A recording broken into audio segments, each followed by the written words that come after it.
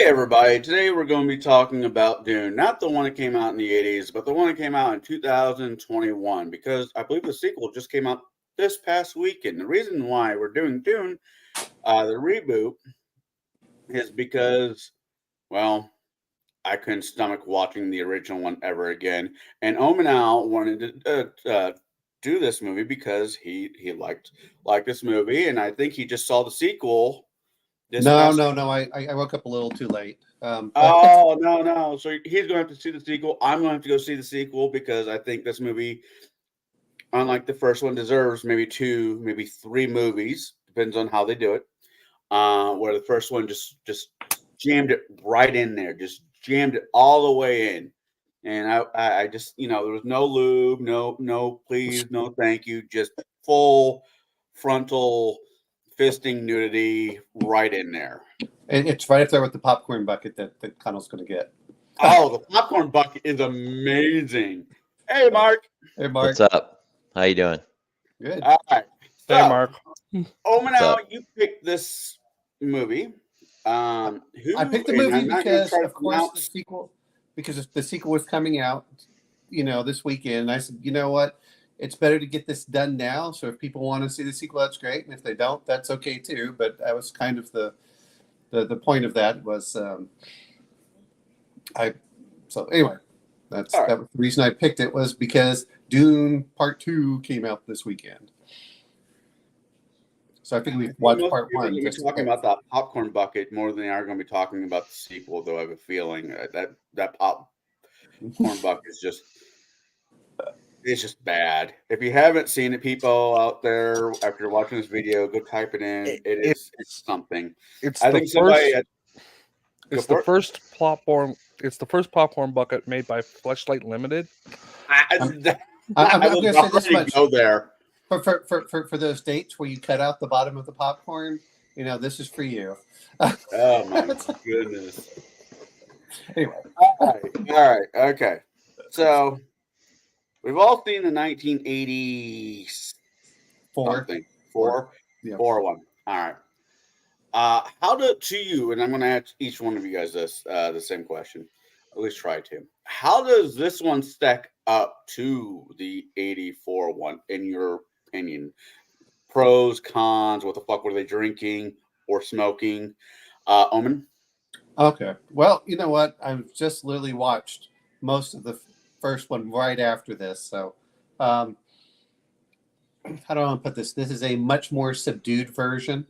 It lacks like I have the music, but the music was really meant to be in the background, whereas in the original, it was part of the foreground for the music that really was playing up.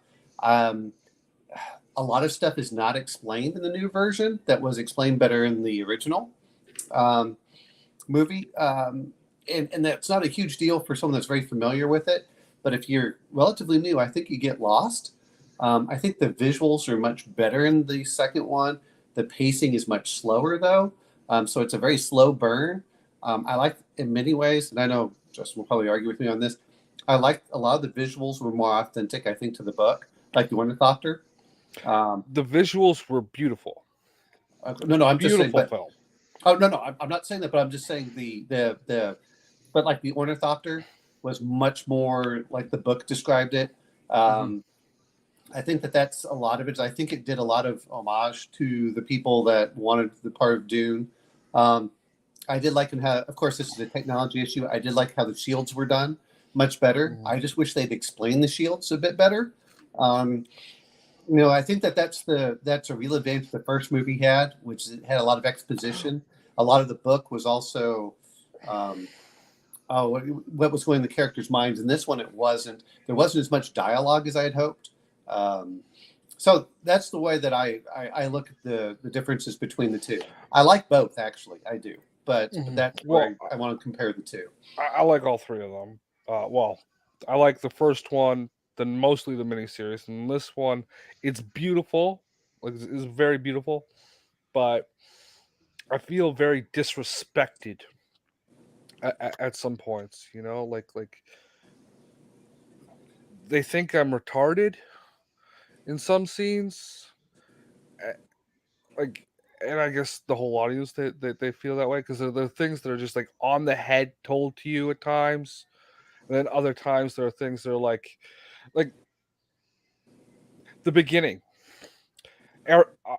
Princess Ariel, whatever her name was, is Irulan? totally Arelon. Yeah, Arelon is totally written out of the film, right?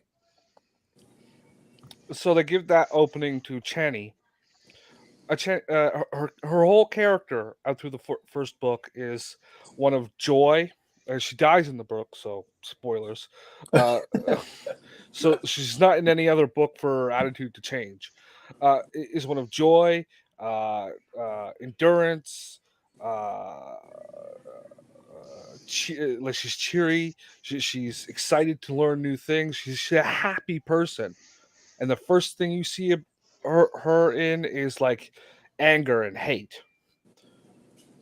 The totally destroys that character in that opening scene, and that's consistently done out through the movie. Characters are just destroyed from their context. It is very annoying. And then like they're always like just telling you things that aren't even supposed to be told to you as the reader or watcher this early in the story. Like when Paul says Jessica's pregnant. Well, in the book, you don't see that until book 2 in book 1 because it's broken up into separate books. Uh, and this is book 1 of book 1, right? Like so the first section. It's like, why are you telling us this? We don't need to know this. This is a revelation that's supposed to shock the observer later in the story. So you ruin that. Like you spoiled that. They have spoilers in this movie for this movie and the next one. Like, why? You know what though, Justin? I'm going to mention this one. Talking about the first one, they did the exact same thing in the original too. Just literally, but not at that scene. It's later. No, it's literally like right in the as soon as they're in the flying over as they're escaping. He's talking about some of that. It is, but I think it's more subtle in that aspect in certain ways. No, because I wanted to compare to both of them, so I was watching it and I said, okay, I want to stop about where the original movie came to, and this is the theatrical, so not the extended. I like the extended much better. Yeah. And then this one. So, but yeah.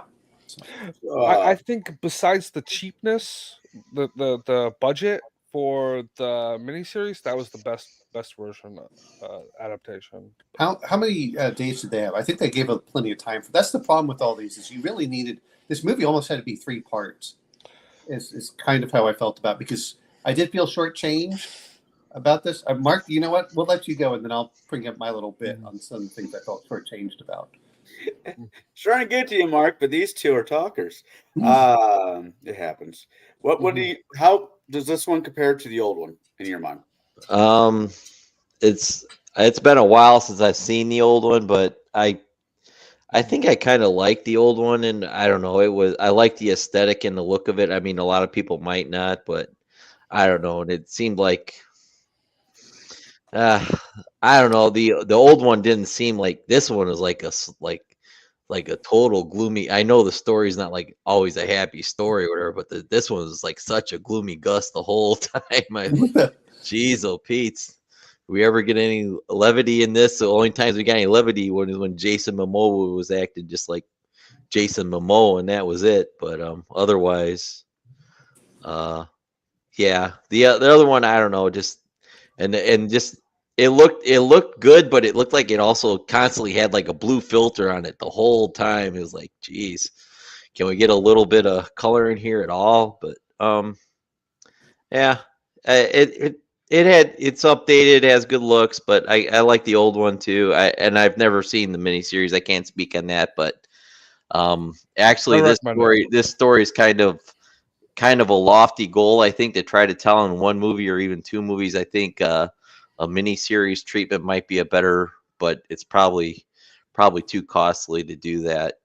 A Game of Thrones 10-episode series or something. Yeah, Yeah, You know. I think that's the treatment this probably would need, but it's a super slow burn. So yeah, that's my Um, so whatever. That's my and thoughts so far. this is your first time watching it, right, Mark? Yeah, the newest one. Yeah, yeah, yeah. Mhm. I'm going to say this much. This is my third time watching it. The first time I watched it on HBO Max, I'm like, I'm not going to spend any money to go to the IMAX theater. I said, you know what? It's good enough that I don't mind going to the theater, so I did that as well. So I didn't really feel like I was missing certain things, but I enjoyed it more the third time I watched it, and maybe it's just long enough. And it's a very slow burn. They don't explain a lot. They bring up phrases like "Quetzai Heterak," which they don't explain, which they did better than I think in the first movie. I think Yes. the other thing that I put kind of a spoiler, but you know what? You've had a couple years to watch it, so the other one is that I liked a lot better where they had the traitor. That was a huge factor in the books, and I really wish that they had played more with that. Who's the traitor? You know, if they had done that, I think that would have done a lot more for the book initially for Well, this. they cut out all the internecine court intrigue. Mm-hmm. They cut out 90% of the character development for the important characters. They changed a lot of cultural things, like the palm trees were indoors in the book and even the previous adaptations. They totally cut out the old like the city that they're in, Acrian Arakeen? City, Yeah. is built on an ancient uh, botany station from before the rise of the machines. So like they totally removed that. Uh, Now I know that Justin, you've read how many books of Dune? I've read the first three in the Herbert series, like the Frank Okay. series, and then most of the chapter house, the ones by the sun. So I'll be Well, honest. listen to those ones on audiobook. And to be honest, my mother had the Dune Encyclopedia, Mm-hmm. and I don't think it ever told me that about Eric Keane. So some of these things may be coming back to references. And that is actually in the first book. Is it? Okay, Yeah, I'll it's have to just go look. subtly hinted at. Okay. Like you have to really you have to catch that line. Okay. And there's a lot of stuff in the first Doom book that, because of how dense it is for being such a short book, that if you do not catch it, it just fades into nothing. Okay, so guys, just so you remember, it's a 21-hour audio book. So Yeah. even when he says the short part, it's still 10 hours for that first half. Here, that's kind of why I try to. But Most of these movies that come from books, though, I don't, or just can't compare them. They're two different creatures. I would actually say it's a much bigger book than the time belies, because most 60 to 70 hour audiobooks are far less complex stories. There's a lot packed into Dune in how long it is compared to most stories. I wish they had done more with the political intrigue. I do. I think that I understand why some things were cut, but some of them I felt really did slow the pace down. Like I said, with the traitor is a huge factor, because Thufir Hawat starts assuming that it's Jessica.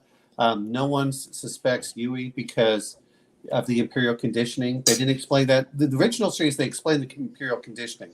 In this one, he's a bit minor player that literally everything turns on because of him. He's a Fu Manchu mystic. In this, he's a Fu Manchu mystic. That's all he is. In the original movie, comparing the two, at least for me, I'm trying to get my words in here. Between the two movies, I actually prefer the newer one over the older one. They're minor reasons. Like the entire original one, I had Foreigners, The Final Countdown playing in the back of my head the entire movie. That's not a negative, though. No. It depends on who you ask. Same people, it's not negative. Insane people. I think the graphics are definitely more what I can see. The graphics made more sense in this one than they do that one, because of my colorblindness, there's certain things I miss that will stick out, like the whole they become cube-ish. I could see the edges of the force field, but I could never actually see what the hell was going on. Oh, okay. With this one, when the hunter thing or the blades, the slow blade is a deadly blade, I think was the quote from the movie. You could actually see that, Yeah. danger, Will Robson, danger, red. Um, I like the pacing of this one. I like the slow pacing because this is a serious. This came from a serious book. Mhm. So with that being said, yes, they missed some of the things that you guys brought up, but they didn't back away. They did not make this a comedy. They did not then try to. You could say Jason Momoa, but he's a Well, good he was no just matter Surfer what he Bro, does. right? Well, you know what though is I kind of like Jason Momoa in this as Duncan. Duncan, Idaho. Yeah, I would keep thinking Gurney Halleck, but actually, I like the character cast. I wish they'd done more with Thufir.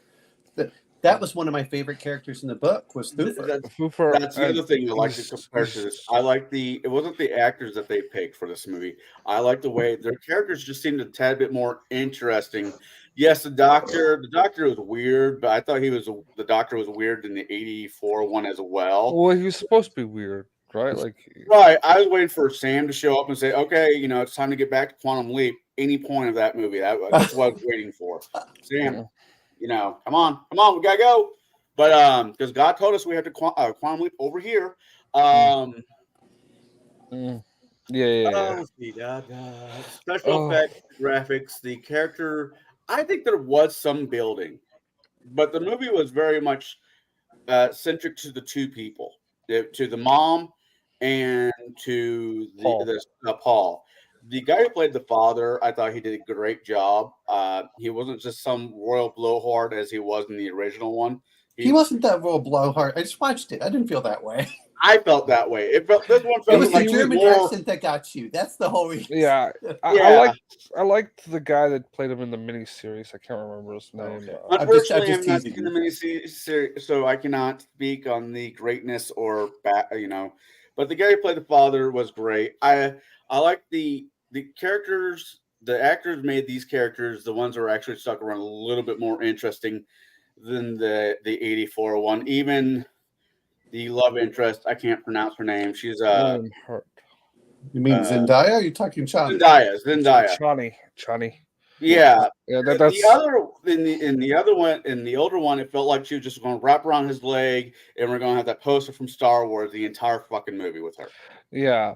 Well, she was always supposed to be kind of happy and enamored with Paul, right? Like, and you don't get that in this one. You can tell she's had a rough existence. Her life kind of sucks out there in the desert. I appreciate that more than the happy-go-lucky. Well, she wasn't. Yeah. Go ahead. She wasn't happy-go-lucky. She just was a joyful person. Right. Right. Which, Like, life beats the shit out of anybody, you've lived long enough. I hate saying this, though. Zendaya doesn't have much of a range. I mean, as an actress. That's fine. I liked her, I liked her for that role more than the original one. Well, she was okay. I mean, that said is I read I guess I listened to the book and the audio book, and I haven't gone back and tried rereading it, but I did listen to certain ones. I really enjoyed the political aspect, and I understand. And what I'm talking about is, and Justin probably remembers this, where Jessica knows that there's a traitor, where they're leaving messages behind, and she, what is it? Hey, be careful! Do you have someone of a traitor inside? I really would have enjoyed that for this part. That said,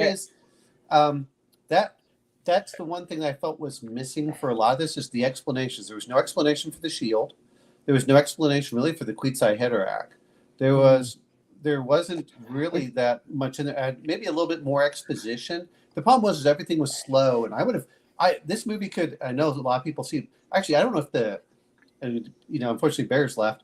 I don't know how other people feel about it, but man, I really do like voice narration to speed something along. If you can do that and explain things to the audience, I'm happy with that. I think they spent too much time on Caladan, to be fair. It's not that the change scene wasn't in the book or the previous two adaptations. So why was that added in there? I am so glad that they did not show the fucking Traveler again, or the Navigator, or what the fuck that thing is called. Yeah.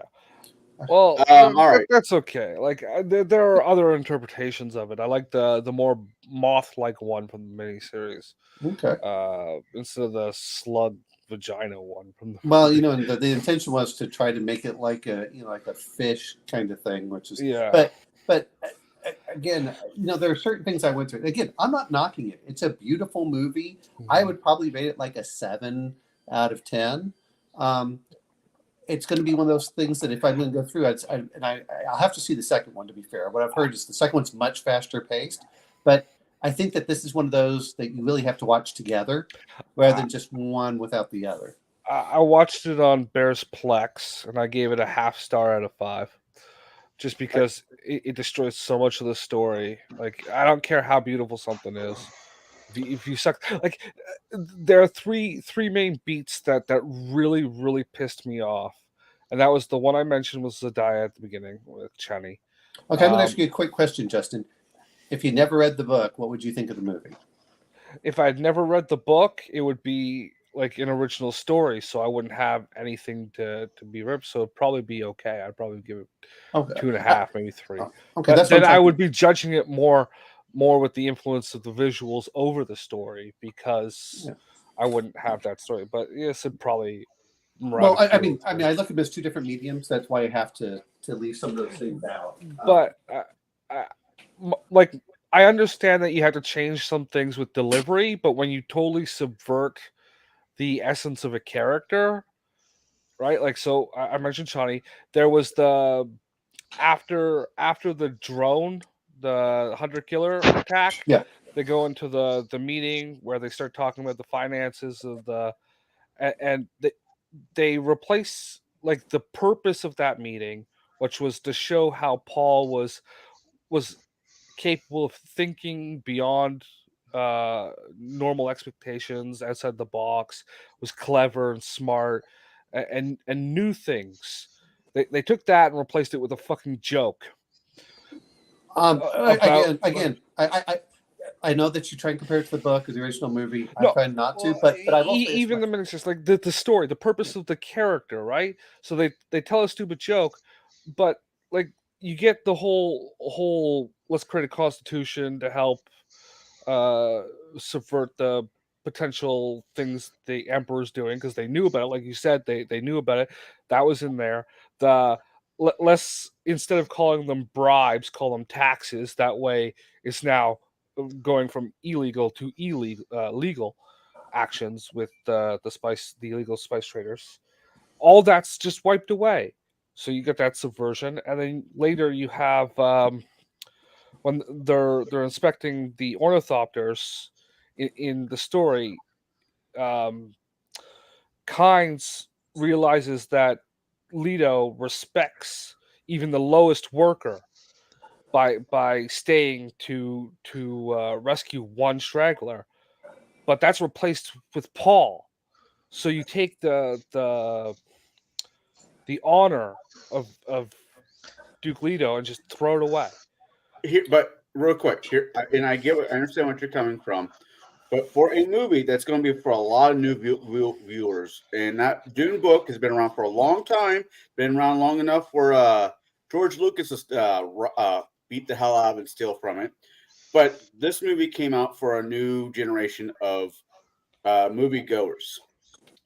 I did not, I don't remember. I saw the '84 one a while ago, and that scene when they're where you have Paul saving the mechanic over the dad. To me, it makes more sense for Paul, because Paul's going to be around for the next movie. Dear old dad's going to be eating dirt. But that's the point. We need to see the father beloved, because it's the love of the father's nobility that shapes Paul's future actions. I'm going to bring up the other part, though, and this is important, though, is there's a reason that the emperor sent him to Arrakis, is because Leto was highly loved and respected among he was jealous. He was concerned. And we, the audience, need to see that. We don't see that in this movie. Or not as much of it. It gets brought up in this movie a few times, but it's not like this is the main point. This is the main point that's supposed to express that to you. The other part in the audience. is, and I know that they have it in the extended version for the original movie, but the pouring of the water with Yeah. Stilgar. That, and I'm not. What was the Fremen? The Fremen. That to me, how again, the movie was very slow. They do the spitting. That's what it was in the main thing was the spitting. Well, no, there was and the response spitting, to but that. if I remember correctly, he also grabs the pitcher of water in the book, and he pours Yeah. it out, and the Fremen are just like, you know, it's that awe for that aspect of this is how much credit he gives to them. Sorry, hey Mark, before we argue about the books, what did you think about the whole thing? So, Just the movie in whole, or just the The movie in whole. The movie in whole. Yeah. Well, I got a few other questions, and let me get to the other questions, and we'll take it from there. The second question I had was: there are multiple different characters in this movie. Did any of you guys have a favorite one? I know, Justin, that they fucked with the characters somewhat in this book, or this movie, but did you have a favorite one? I'll start with Justin, and I'll get to you guys.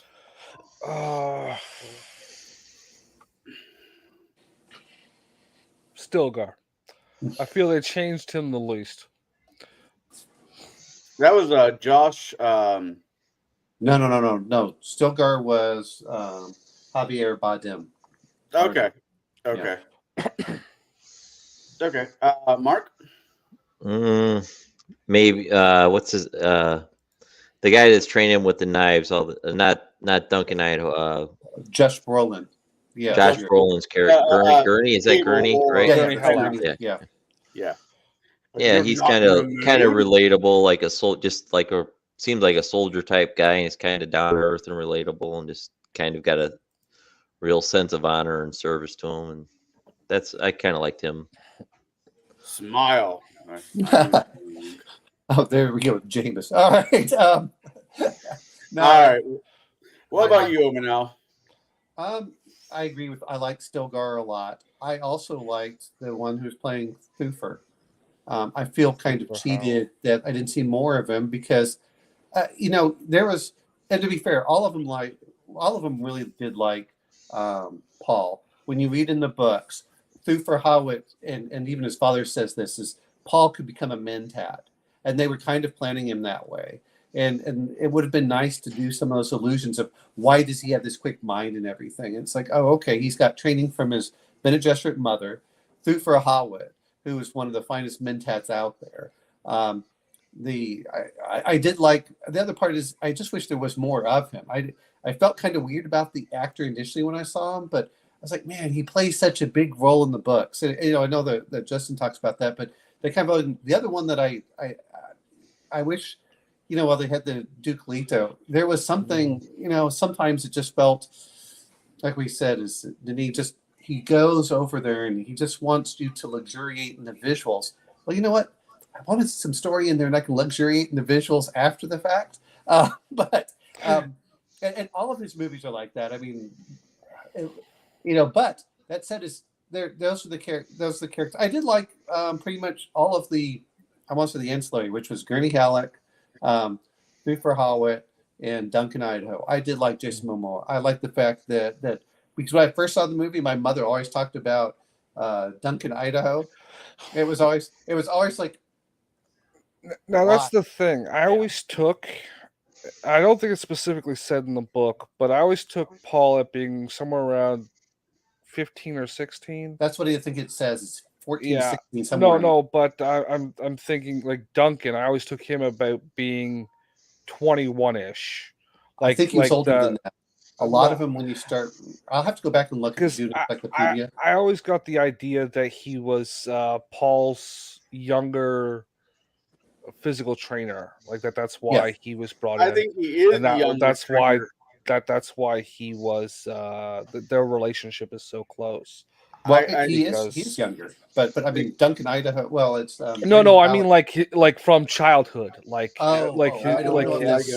just because in those kinds of dynastic families, they usually have like a younger person that is like the friend of the heir.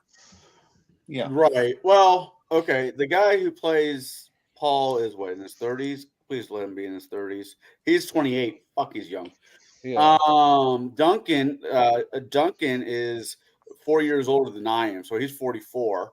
And Gunry is Gunny. Yeah. whatever. Gurney I Halleck. Gurney Halleck. Thanos is 56. So Yeah. when you come in, if you're looking at from an age, yeah, he is younger than No. But what Justin's talking about is from the movie, not the movie, but we're also talking about. And actually, I think he looks a lot physically younger. look younger. That's what I'm trying to say. They physically look younger. I mean, Paul. I don't know how Paul was supposed He's to be. supposed to be 15 or 16. Actually, I think that I know that He Timothy looks Chalamet- about that in the movie, yeah, he but does. Jason Momoa looks 44, right? Yeah, Fit yeah, 44, but he But looks his Gurney age. Halleck looks older than that, so I'm okay with that. And I don't know what the actual age was there. So I always looked at it as, he was the trainer that was much more. And I did like I like Jason Momoa in it. I liked. But I liked those three characters probably the best. No, I think Timothy Chalamet he did a good job. I liked Baron Vladimir. I like this version of him more than the 84 one. He was he was like they did to him what they did with Jaws in the very first Alien movie. You didn't see a whole lot of him, but when he was there was a presence to him. When he came out of that oil bath, and he says, "When is a gift not a gift?" Yeah, his presence was amazing. I'm not saying the other actors didn't do a great job, but when it comes to characters, I was thinking, okay, they don't have him as a ginger pedophile. This is awesome. Well, you want to know something? That's the point. He's supposed to be a ginger pedophile. From the book, it's more ginger side for you, Bear, out there. Definitely from the book on this is, and I don't want to give too much spoilers, but the one that was putting the ganja bar to him, yeah, she seduced him, and he raped her. And like in the first book, all those lesions and stuff, that was kind of her. That was her getting back at him for that.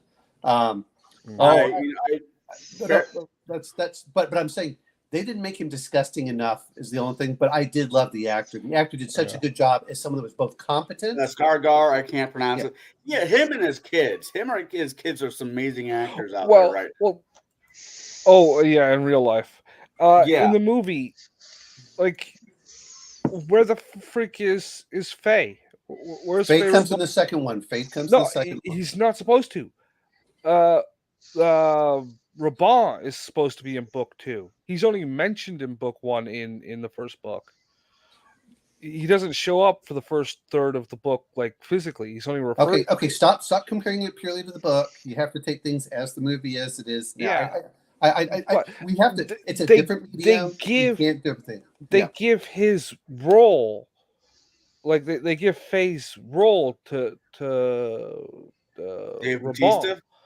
Oh. Yeah, and it's like, but Dave Bautista playing the role, which here comes Bear. Oh yeah, let him in. Well, we'll get to hear Bear's version.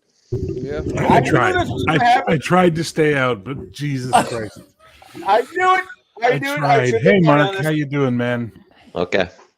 I specifically stayed out because I didn't want to have 3 big talkers in here plus some other guy, because then you just get run over. But I've just been watching Omenal and Justin run over you anyway, so I figured you might as well get in here and give a little pushback, right? So your bitch was about Fayed?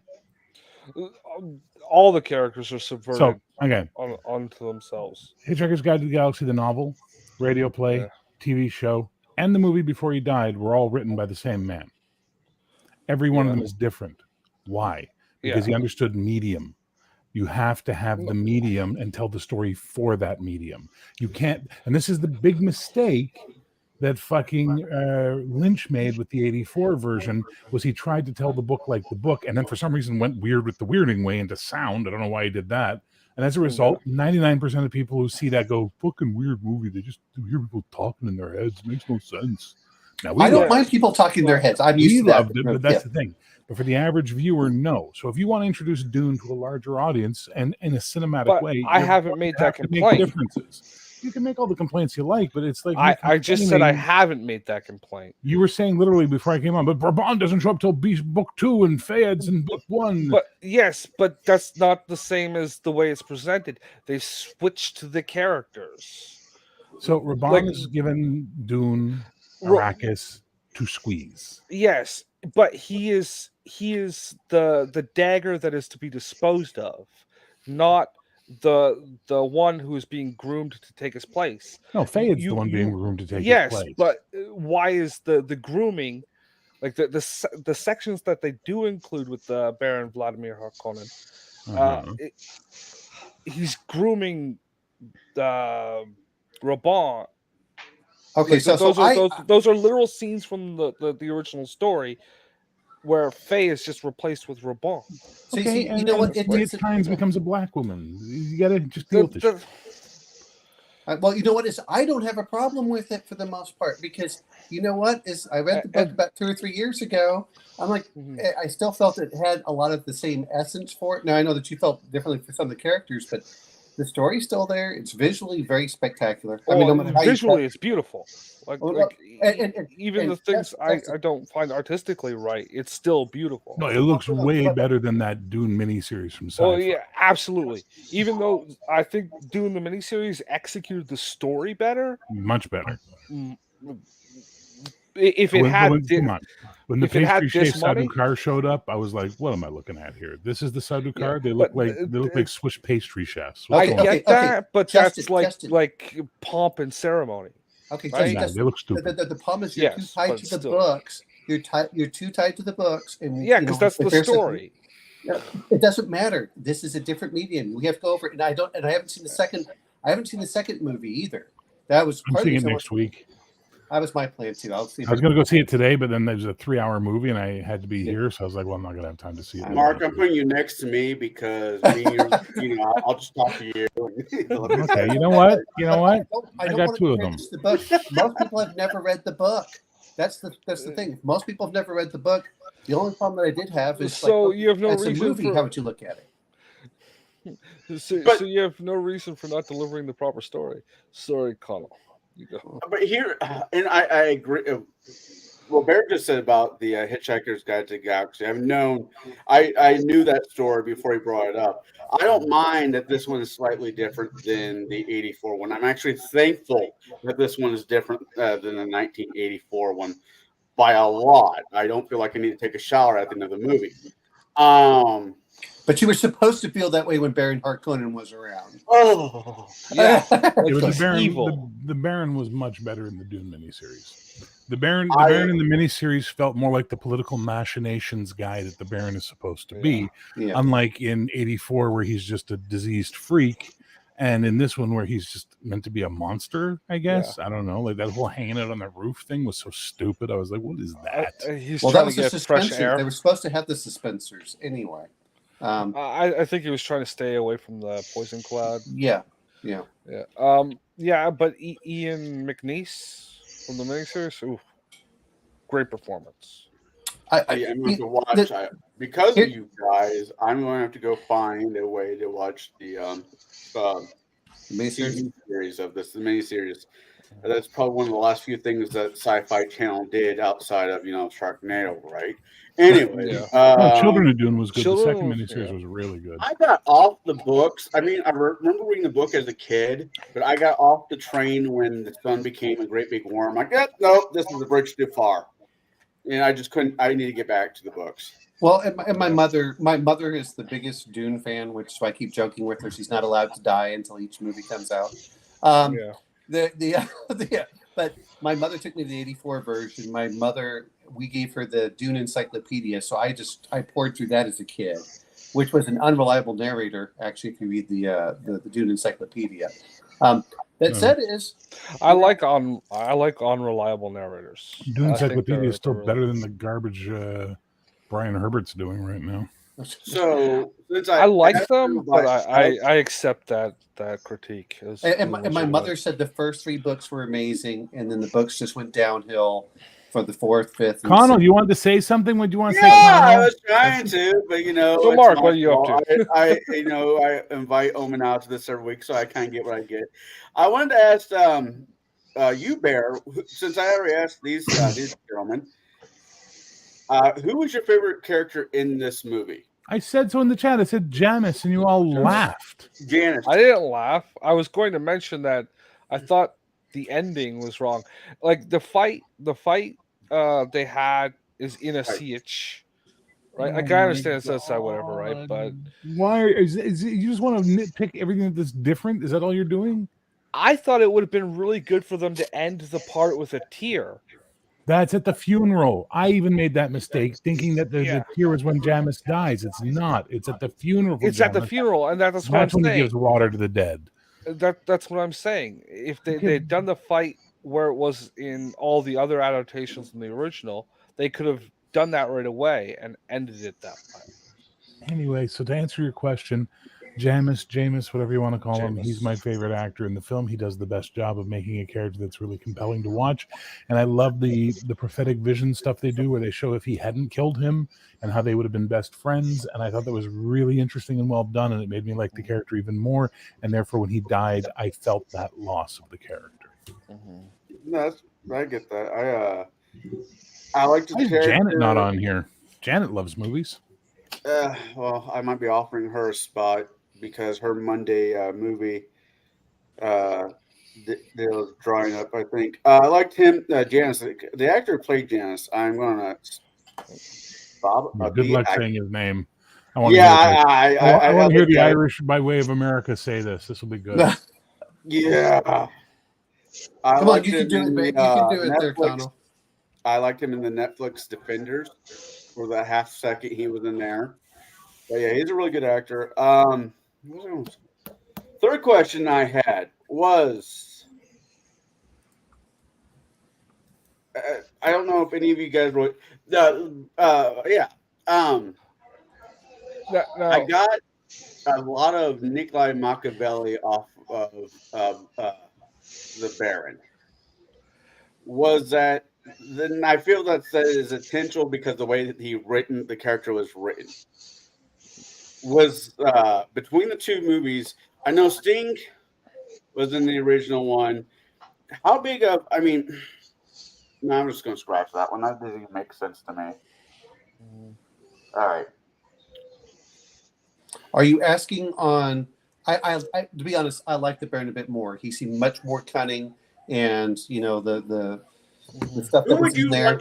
He was much more Machiavellian. I did like. The part where you feel that this was a truly competent person in there that was leading their Harkonnens. I felt that, at least in the movie. What was his Mentat's name again? In Peter DeVries. Pitor. Yeah. Piter. He was the one that actually came up with all the plans, and the Baron just took credit for them. And you don't get that in this. The Baron came up with a lot of different stuff. If you look, he went. Now, don't get me wrong. Piter was the one that got him the. I'm sorry if I look at. I just love how you guys nitpick certain things and then just steamroll other things. It's hilarious. I don't know, but Piter was the one that broke Yui, and I wish they'd done a little bit more of explaining that. Like I said, I think David Lynch did the best job with the Dr. Huey. I think his does there you go. Ooh, nice. The really I like the whole what's that planet called? Caladan or Giddy Prime. Giddy Prime. The whole point of the society of Giddy Prime is excess and addiction and vice. Industrialized. It was highly industrialized. Fully industrial. Yeah. It's a city planet. It's a full industrial. Yeah. Okay, so before I came on, I heard Justin saying something about, or someone saying something about how Lucas had stolen from. That was me. Lucas didn't steal from Herbert. Lucas stole from Jodorowsky. Because if you look at Jodorowsky's Dune photo book, you'll see so many Star Wars bits in there that'll drive you insane. So basically, Jodorowsky had made about a dozen of these books up, and they were very expensive, and he sent them around to various studios, and no one knows what happened to them all. The only one we know of that is counted for is the one that Jodorowsky still has. But you can guarantee Cameron saw it, Lucas saw it, Spielberg saw it, because stuff that Jodorowsky and Mobius had put in that book shows up in their movies later. He basically created the visual lexicon with his Dune book for late 70s into the 80s. It's amazing. So, quick question, Mark. Did you ever read the book? No, never read it. Okay, so we're going to take you as someone that hasn't read the book and get your feelings on all of this, because I think that's very important, because you would be considered the normie compared to the rest of us, geeks. It's just it's just super dry, and it's got to be in the kind of the right mindset and get all the understand. There's a lot of behind the scenes political machinations all going on, and it seems like everybody seems to be like a pawn in a greater scheme, and getting out who's like really the guy moving all the chess pieces is kind of where I'm trying to find out what all that leads to, and everybody seems to be getting. It seems to me it's like the witch. The witch Mother? cult. Yeah, they're the ones kind of pushing everything all around, even. But that's my take on it. You've got three major powers, four major powers manipulating the universe. You've got the Bene Gesserit with their breeding programs, trying to manipulate the crowns. You've got the Guild Navigators, who control all travel, just doing whatever they want because they're Guild Navigators. You've got the Mentats, who are just trying to guide people. They're just their job is to just guide whatever house they're thing and steer them away from chaos and things like that. And then you have the Bene Twi'leks. You got the Ixians, these motherfuckers who are just violating the rules at every turn. Is it the Telexiu, or however you pronounce that? Telexiu. Yeah. They are doing whatever the fuck they want, and they make Golas, like these clones and stuff like that, and they're making thinking machines, and that's why there's that really great bit in Lynch's version where he says, "We just folded space from Ix, many machines on Ix." It's like the whole idea that Ix just sort of lives outside the rules and does what they want.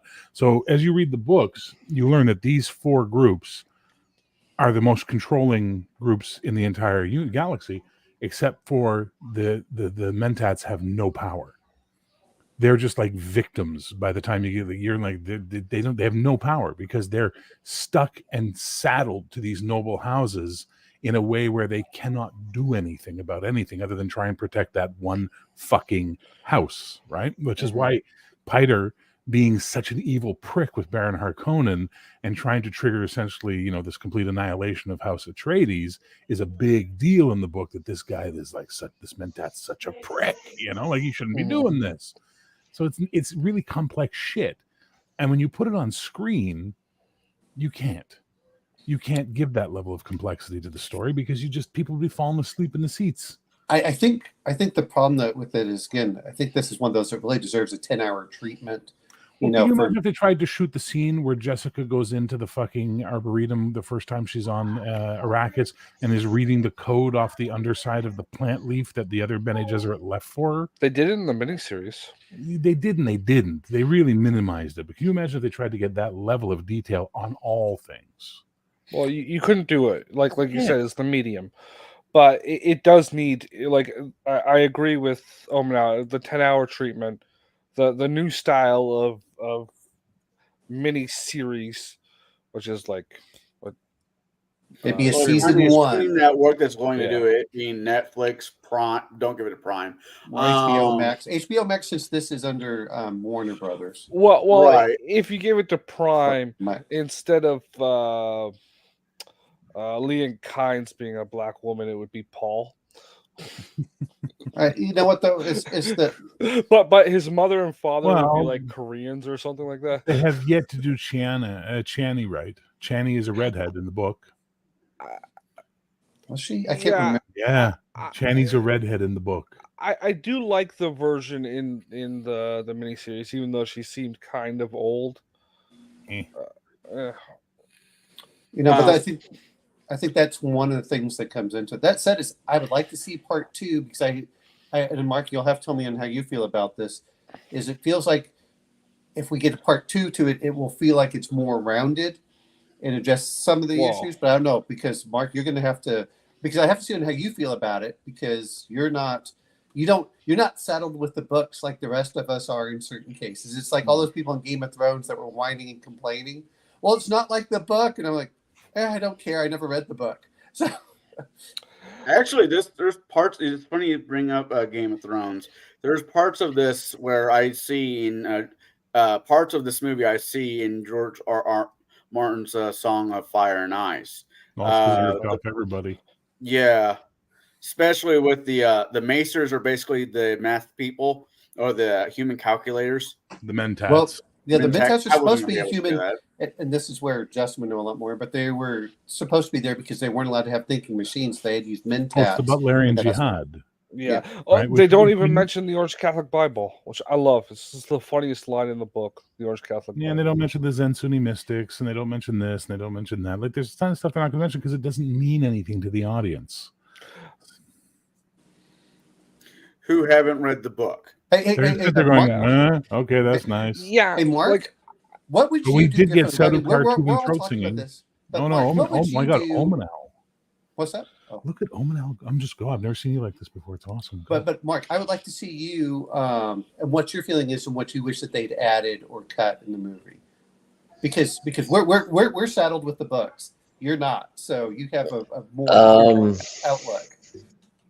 I don't. Maybe they could have got to Arrakis quicker by just doing like maybe like a screen crawl, like Star Wars thing intro, even a synopsis up to the point when then we could focus more on what's going on Arrakis. Maybe I don't know. I know that scene where he puts his hand in the box and all that. You have to have that. That's a big deal for him getting tested and all that. But that and just in some of the scenes, I don't know. It just seemed like there's too much blue filter on some of the stuff. I would take. I had a hard time seeing sometimes. It seemed like what was actually going on. I don't know. I mean, it had a look, it had a style. I got all that, but that would be the things I would change if it was up to me. But I don't know if it'd be for the better or not. For the filter, I will mention one thing is when they're on Arrakis, they're like, you can see the change in the color of the sand. I'm like, I can't see any real difference between it and the regular sand. Yeah.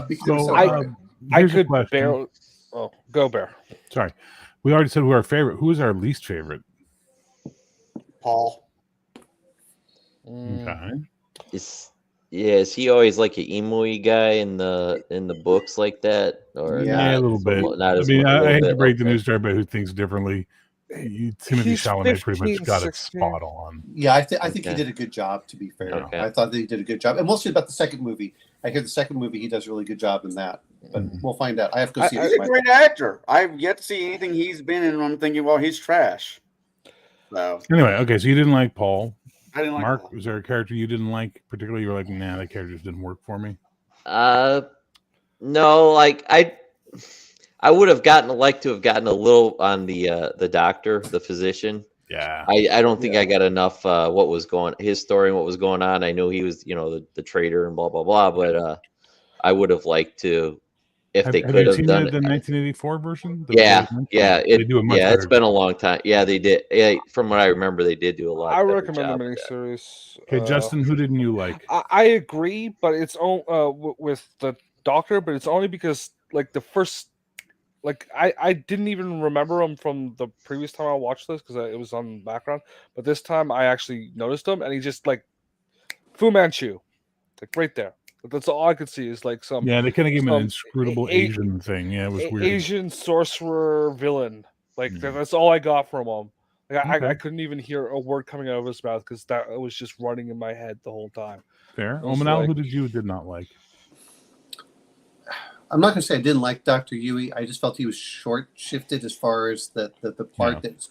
I mean, he plays such an integral part to the whole thing. Like I said, to me, this is really something they should have done for 3 parts almost, which was right up till the point of where, trying to figure out, like you could do the first third. I say first third, but, you do the beginning part of who's the traitor in the house. that to me is so important in the book because that causes Thufir Hawat and all these others. But for the actors, I have to go with Yui or even Kynes. I hate saying this because after watching 1984, and it's not fair to compare the actress to Max von Sydow. Yeah, I know it's not fair to compare him, but come on.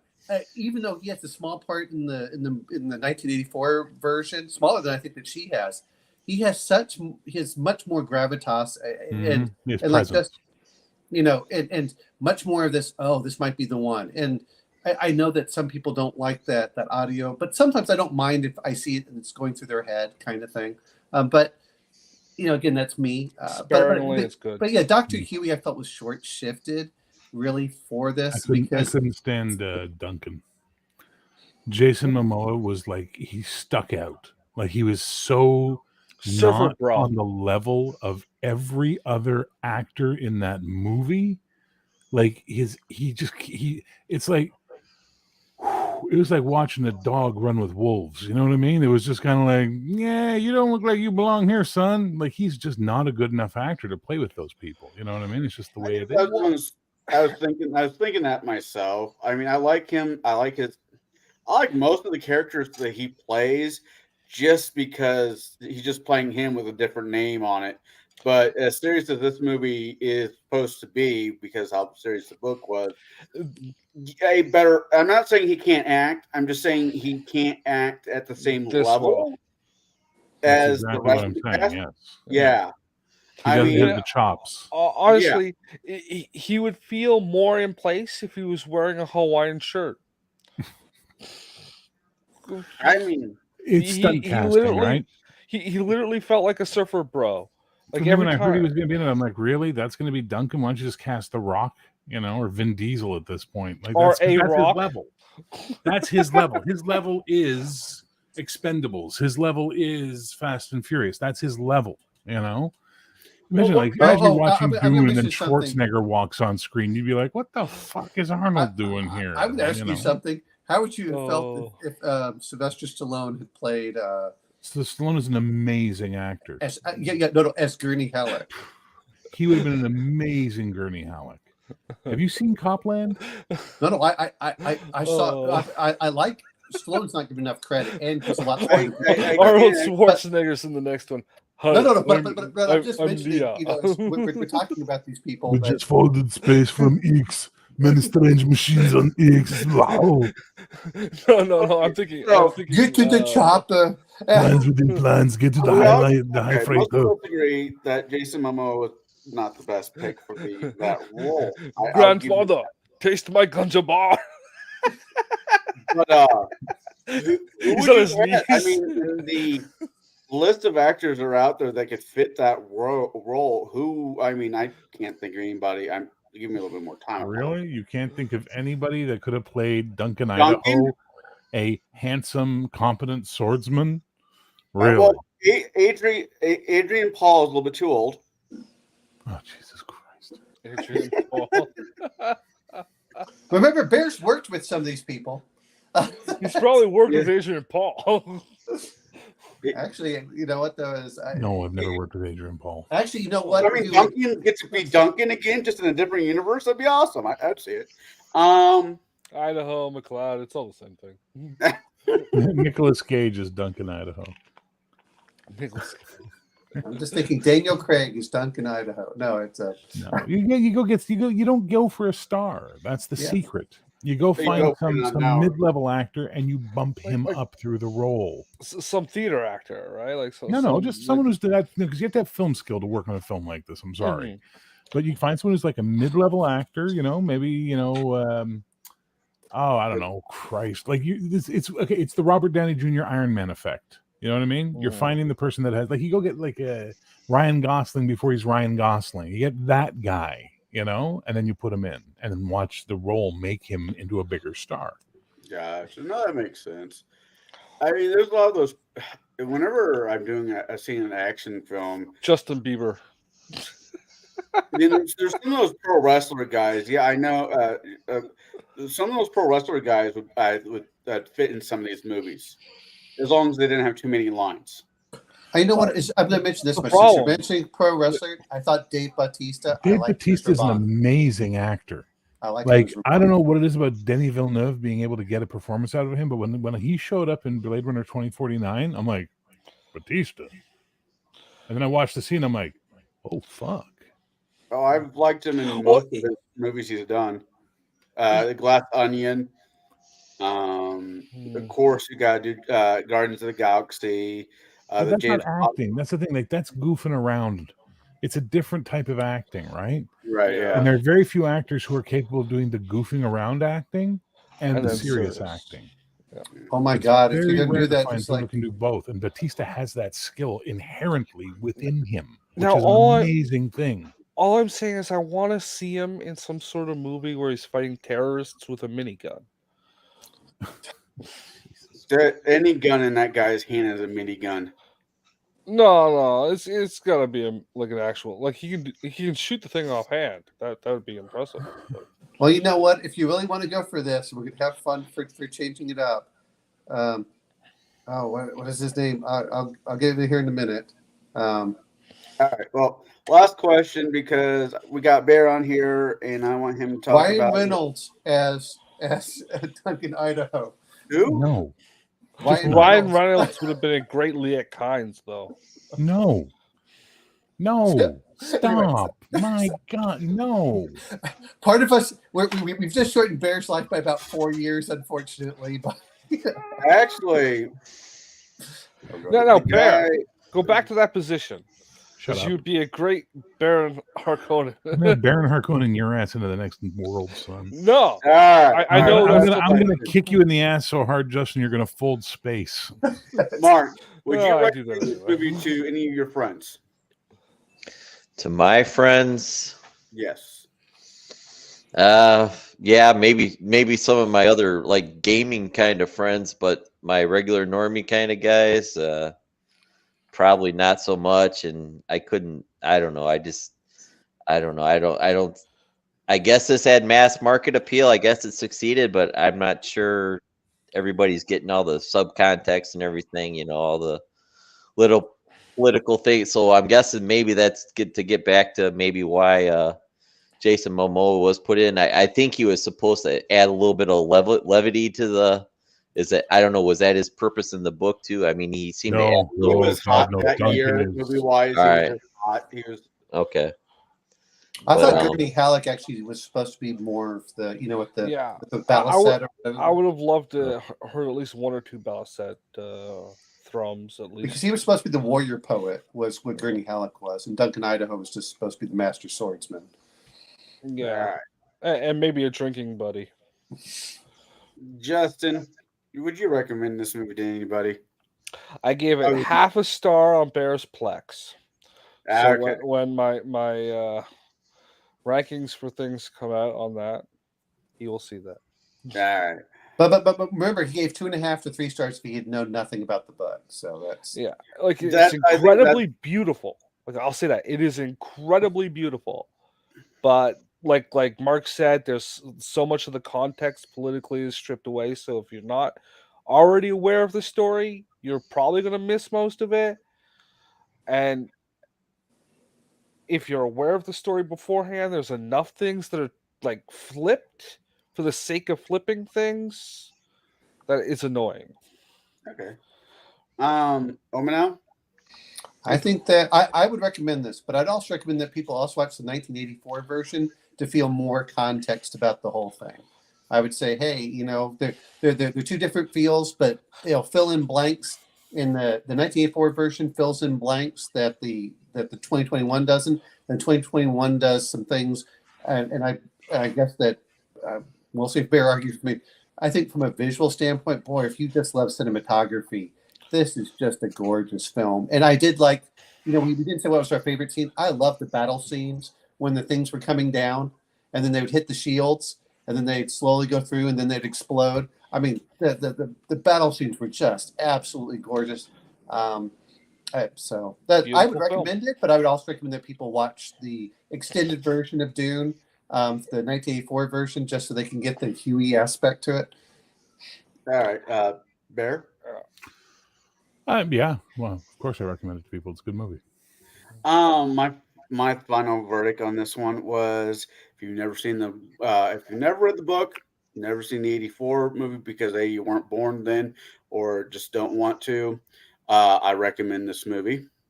If you just seen if you just seen '84 and seen this movie, go take your kids to go see it. They'll enjoy this more than the '84 one, and it'll be less scarred. That's nothing scary. Dude, Well, there's what? I just don't not know. enough showers in the world to get over that. Wait, I don't know if you were there, Connell, for this. Is when they brought but they kept playing it on the, for television, which I haven't had television for years. But when they would, they played on what was the mid afternoon matinee, television. It was one of those that was great for 1984. I like the extended version for that, but yeah, I think David Lynch is also just a weird fucking guy. He makes weird fucking shows. Well, he took his name off. I think one of them. But doesn't move away from he's a weird fucking guy who makes weird fucking films and TV shows. All right. What was your favorite scene, Connell? Connell, what was your favorite scene? You forgot to do that. When Paul and Paul was in his bedroom and he's smacking the shit out of those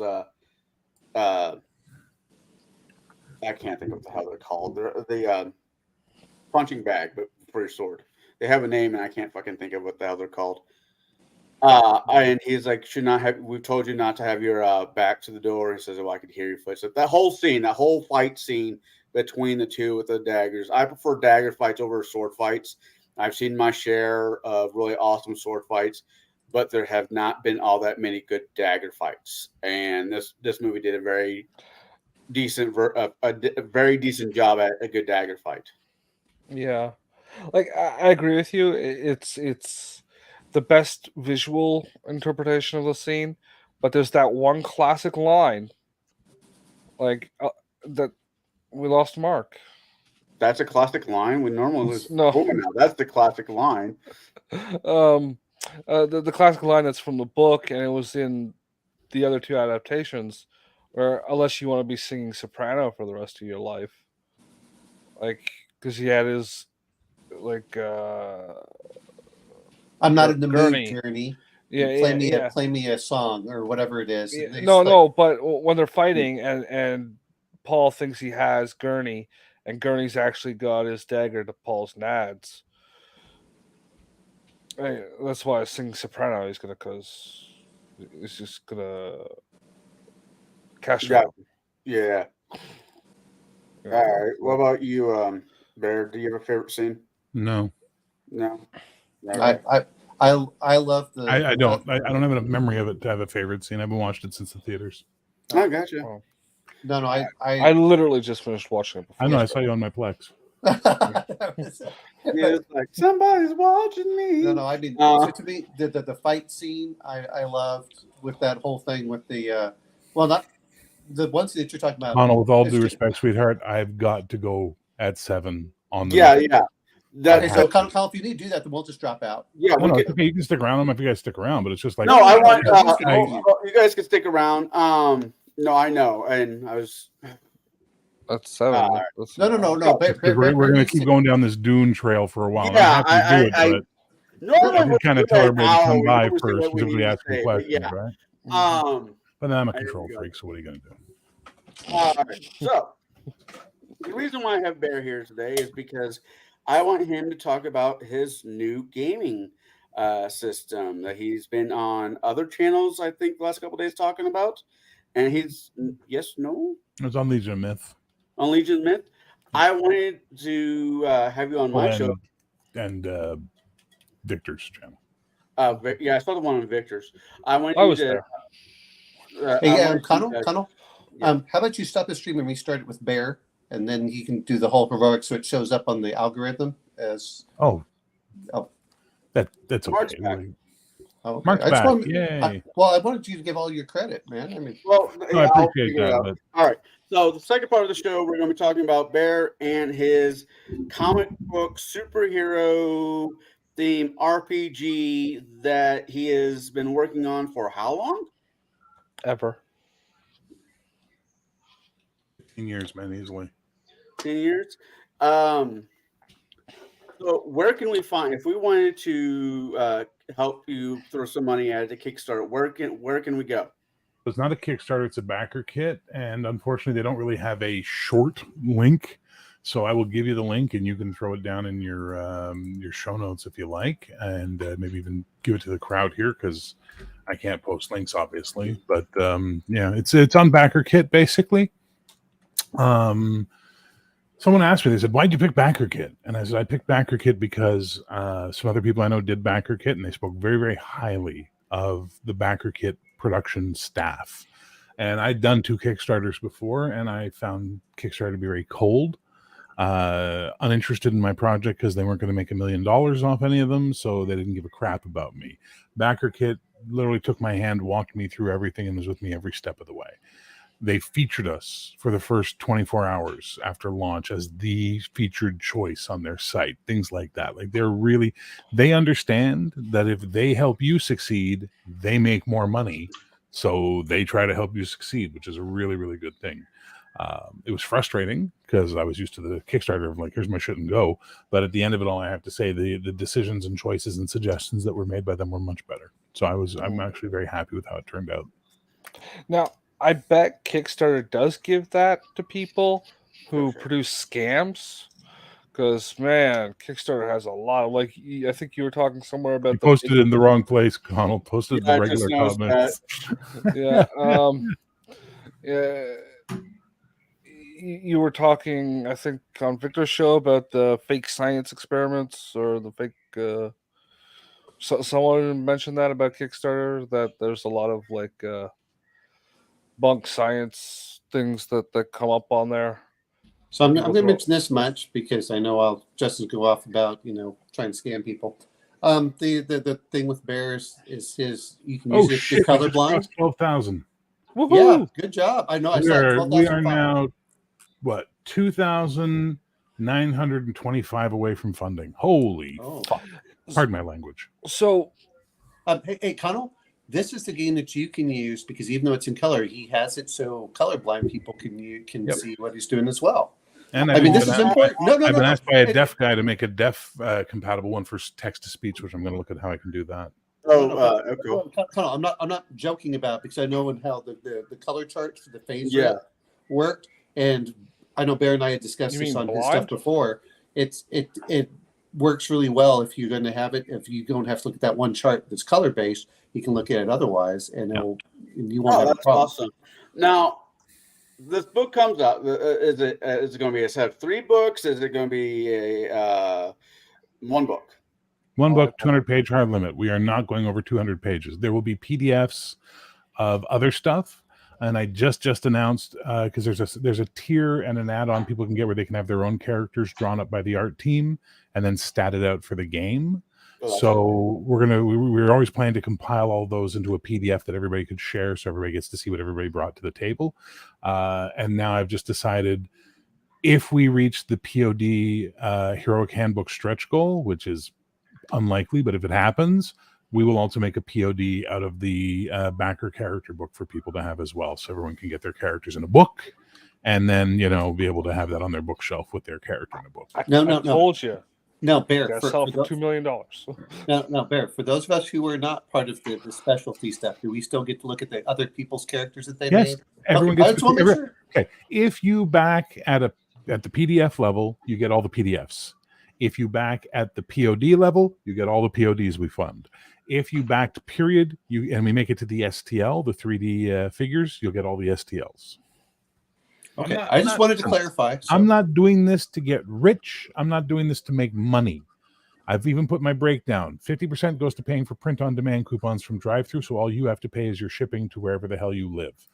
Then the remainder of that goes to art and production. I get nothing out of this other than the satisfaction of having my game out. I didn't check. What size are the books? We decided to go with 8.5 by 11. We were going to go 10 by 7, which is executive size, which is like a good trade paperback size. But in the final analysis, we decided to keep it at 200 pages. It would be best to go with the normal, regular game book size, that the traditional size. Yeah, I like the Digest size, or yeah, yeah. the digest size. But yeah, Hey, I understand bro, how that. you doing, man? So glad to hear that. Well, we just hit 12,000, man. That's crazy. Yeah, which Well, means yeah, only okay. 3,000 more. Question I have is, 925 more, and we are funded. I I'm pick at up a the- book. I pick up a book, not doing any other superhero games ever in my life. Mhm. I pick up your book. I buy the Mhm. book. It gets sent to my place. Dot Mhm. dot dot. How? I'm not an idiot, but I'm an idiot. I will say that. So, if I'm looking at the book, how fast is it going to take for me to understand what I need to do to get a game going and to get characters made? It's not a complex system. Okay. If you know someone who knows, like, one of the things I've always loved about the system it's based on, which is based on the original Marvel superheroes from TSR. One of the things I've always loved about that game is not only the ease of running it and the deceptive depth of the system. Like, it's actually way more deep than people think it is. You can teach anyone to play in 10 minutes. Nice. 10 minutes. Yes, but I'm buying the book to teach me how to play. Well, then it would take you 20 minutes. I don't know. It depends how fast you read, and it depends how good your reading retention is, right? Like, I mean, I can't judge you. I can't judge how easy it'll be for you to do something like that. I can say for the average person, based on the way the writing style that April will bring to the table, because she's doing the final polish on the book, it will be very accessible. She writes, not to put a fine point on it or be rude, but she writes young adult fiction. Oh, so This I'll be is able good. to understand it. And she's an English major, and she was a teacher. She taught high school. She knows how to write for people that don't have attention spans. Hey, wait, squirrel. All right. Does the So 1,000-word chapters. does the book come with any pre-gen characters, like pre-gen bad guys? So were there going to be some Zenith Comics My Universe's characters that will come with it? I promise you that. There's also going to be a very short introductory battle adventure skirmish, which you can then build a whole campaign off of if you want to. There will also be a section in the appendix or in the Game Master section introducing My Universe. It won't go too deep, but it'll give you a basic introduction, a timeline, a couple of articles, things like that. And then there's all the stuff the backers are bringing to the table. All of those characters they're making will be available for everybody as well. So there's going to be tons of resources for you. I plan to take the book from the Zenith universe that currently we have up with Hazard Studio called Skull, which was our version of like Cobra or Hydra or whatever, or Viper or whatever you want to call it. And I intend to get it because it is mine and I'm allowed to do what I want with it. I'm going to have it rewritten and re-released for Heroic, because the guy who wrote it sadly has passed away, Doug, and I want to get it back out there because it's a great book and it has some stuff I want to change. So I'm going to take this opportunity. This project is mine. Okay. When I did my comics, I let other people influence me.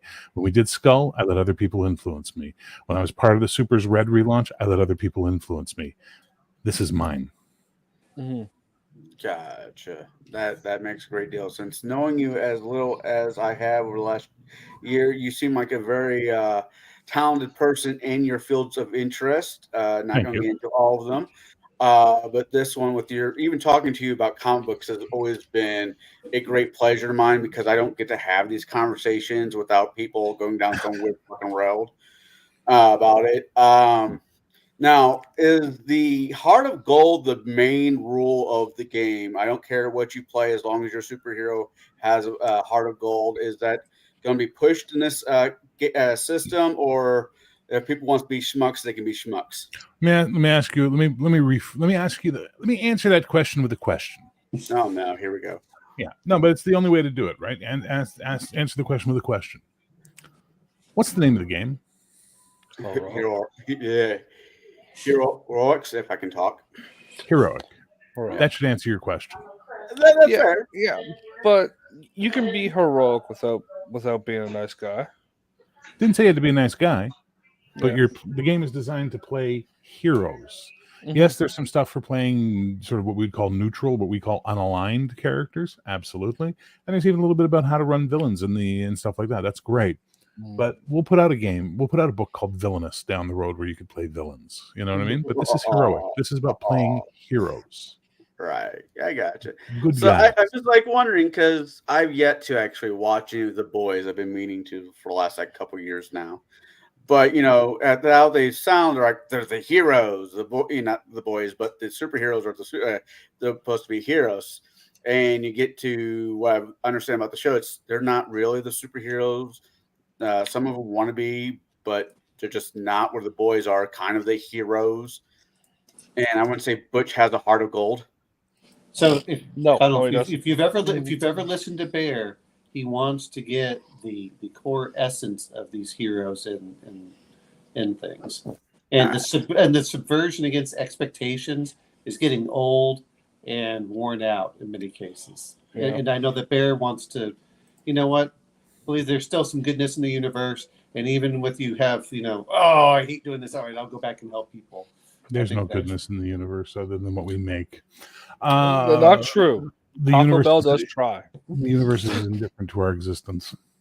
But I love the Bronze Age of comics, about 1970 and 1985. I think that is the peak of superhero comics. I think that is the best time for superhero comics because you get the costumes, you get the code names, you get the weird stuff, but you also start to have a seriousness coming into it. You start to have mature stories. You start to have ideas, but they're not making fun of them. What I don't like about the deconstruction age that Alan Moore kicked off with Watchmen and Frank Miller carried right along with Dark Knight Returns and Crisis on Infinite Earths Fueled, when we get all that stuff, the 90s, is that it makes fun of superheroes for being superheroes. And that's silly to me. That's Disney. When you watch Hercules, the gods are making fun of each other. But if you read Greek mythology, they're taking themselves very seriously. Right? Yeah. Comedy needs to come from the event, not from the outside. So you can read a comic book, Spider-Man. You go back and read all those old Spider-Man comics from the 70s and the early 80s. He's funny. But it's not funny because he's a guy dressed up like a spider. It's funny because of what he says during a situation or the event itself. It's his personality. So people tended to go, well, that stuff was taking itself too seriously. No, you're taking yourself too seriously because you refuse to see it for what it is. You want it to be something else. Okay, well, now you've made it into something else. And guess what? Comics suck now. Comics have gone to hell. And every time someone like Kurt Busiek or Jeff Johns or the guy who did Starman and the JSA, whose name I cannot remember right now, it's pissing me off. Maybe someone in the chat will know. It's Robinson. Every time they tried to return comics to that Bronze Age feeling, people would read it, people would rave about it, but it didn't sell because all people wanted was tits and guns and goofy gags. That's why Deadpool's a fucking star now. So Barry, I'm going to ask you a quick question. For your main characters in your game, can you describe some of your superheroes that the players can either play or experience? I would never recommend playing any of the characters I created because they're not they're not yours, right? You're gonna have a hard time getting into the headspace of them. You might find them wrong. I would always recommend making your own character. Find your own hero. Find that character you want to play, and then bringing that to life. But ultimately, the characters I'm going to introduce in the Zenith universe are going to be familiar in ways because there are no new ideas under the sun, and they're going to be based on some ideas from Marvel and DC that I've adapted and twisted and scratched the serial numbers off, and maybe some image ideas and things like that as well. I mean, it is what it is. The flagship character for the Zenith universe is Lady America, and it'll always be Lady America. The other primary character, which whenever I get the Guardians comic out, I'll be there, is Gyro, and it was not Yarrow because it's based on a gyroscope. And he, I'd rather prefer to Euro. I know you. He with a psychic named Taziki. So Lady America is designed to be a character that shows you the nobility of man. Like, no matter what, she will always sacrifice herself to do what is right and to get the job done. Gyro is there to show you the hubris of man. He will always, despite his best intentions, make the wrong choice and fuck himself over. And he's always on a constant path of redemption, but he's fucked up so many times publicly. He's a laughing stock to the hero community, which is what the Guardians comic is supposed to be about. It's about him redeeming himself and becoming the hero he should have always been. And then there's a ton of other characters. Whenever I show them the picture of Cracker Jackie, people go, "Ooh, I like that. What's with the clown?" I always say, well, in my world, in the DC world, Batman fights the clowns. Well, in my world, in the Zenith universe, the clowns fight the vampire guy who lives in the big old gothic mansion called the Blood Knight. That's So, yeah. are there going to be a few moments as I'm looking through this book or looking through comic books? Am I going to look like have that moment from Once Upon a Time? When was that Hollywood where Leonardo snaps his finger and points at the screen? He's like, "I know what they're doing there." Is there going to be a few Might of those? be. I don't know. We haven't done the art yet, man. I don't know. The I wanna art's the see- last thing getting done. I want to see an archer with punching glove. Punching glove arrows, yeah. Yeah, okay. But no, but the point is that But he's blue. yeah, my apologies. I'm treating this the wrong way. Hey, let me flick a little switch. Well, there we go, Justin. Well, he's green. I get the joke. I'm okay with He it. said he likes the Bronze Era comic book era. That's where the punching glove. No, the punching glove arrow comes from the Silver Age, sir. I thought it came. Okay, my mistake. I thought it came from that era. What people don't know about Green Arrow is that he was a Golden Age character, which is why there was an Earth 2 Green Arrow. There was also a Golden Age Aquaman, but they kind of just erased them. Like they don't exist anymore. Gotcha. So by the time we get to the Green Arrow, we all know the one that ran around the country with Hal Jordan, Green Arrow, Green Lantern, which is a great series. He's a rich West Coast leftist socialist, beatnik essentially. So it's a whole other thing. I didn't know he was Jason Momoa. Okay, so Bear, since we're coming up here, and you're going to pull up Heroic, just so some people can see that. Can you let us know who each of these characters are? Well, I'll tell you what. How about I share my screen? Yeah, exactly. And I can show you that art a little bit more in size. Connell, you want to throw that up? I'm doing that right now. We're currently at 1201, so that's great.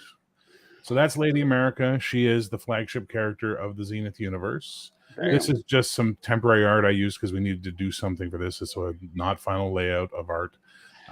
This is more temporary. This is Gyro right here. I put him in just because I always, it's a great, he fit the panel and it's a great panel. Mm-hmm. This is my 2 comics, which you can get for free, which are not canon anymore because I'm doing things my own way now, but they are still, I hopefully think, a good read. This is Guardian. These are some characters you won't meet right now. These are some more characters that don't matter. These are that. And we're going to get down to Oliver's art here. So Lady America, this is the cover of number 2, cover of number 1. Again, you'll see those characters there. This is Johnny Blades. Johnny Blades is a speedster villain who likes to kill people with knives. Again, we have Guardsman here. This is Pilgrim. This is Siren. She's a quasi-villain psionicist. She's an albino, but no one really knows. This is number 32. You have to read the comic to understand who she is. This is Shamshir. He is basically a Punjabi Superman, for lack of a better term. And basically that symbol on his chest is the symbol of Sikhism. Guardsman again. This is Starbird. Not a great picture because it's just a sketch. And then we get here. So we've got Gyro. Boom. We got the Mighty Turtle. Boom. In this picture, we have Max Plastic in the background, Turbo Fox there, Northwind, and this is the Bug, and the Bug is a very strange character. This is Team Justice. We've got Micro over there. We've got Brute, though I don't like that picture of him, to be quite honest, Magnet, and Telepath. And that's it for the art. Yeah, and then there's all of us who are doing the project. Yeah. Now, your Guardian kind of reminds me, and I'm not saying this in a bad way, kind of reminds me of the 1990s X-Men animated series Gladiator, or the guy from outer space with a great big mohawk. Guardsman. No, dude, that's a Roman helmet he's wearing. Yeah. Oh, well, I couldn't see the helmet. I just saw the mohawk. It's not a mohawk. It's a helmet. Oh, well, that works too. That's even better. So, yeah. Anyway. So during World War II, he's the National Guardsman. That's what he calls himself. And then in the 70s, he just drops the National and becomes the Guardsman. Gotcha. So was it Bronze Era? Green Arrow is dealing with a junkie site. Oh yeah, Exactly. yeah, My yeah. sidekick's a donkey. His name is Speedy. What do you expect? Sorry, So- yes, Omanel. So for those of us, no, to be fair, that want to recreate our favorite characters from said copyrights, that you don't Easy. own. Easy peasy lemon squeezy. That's what I wanted to know. Is I how was- hard is it to do? I was So- going to ask if you would give us like a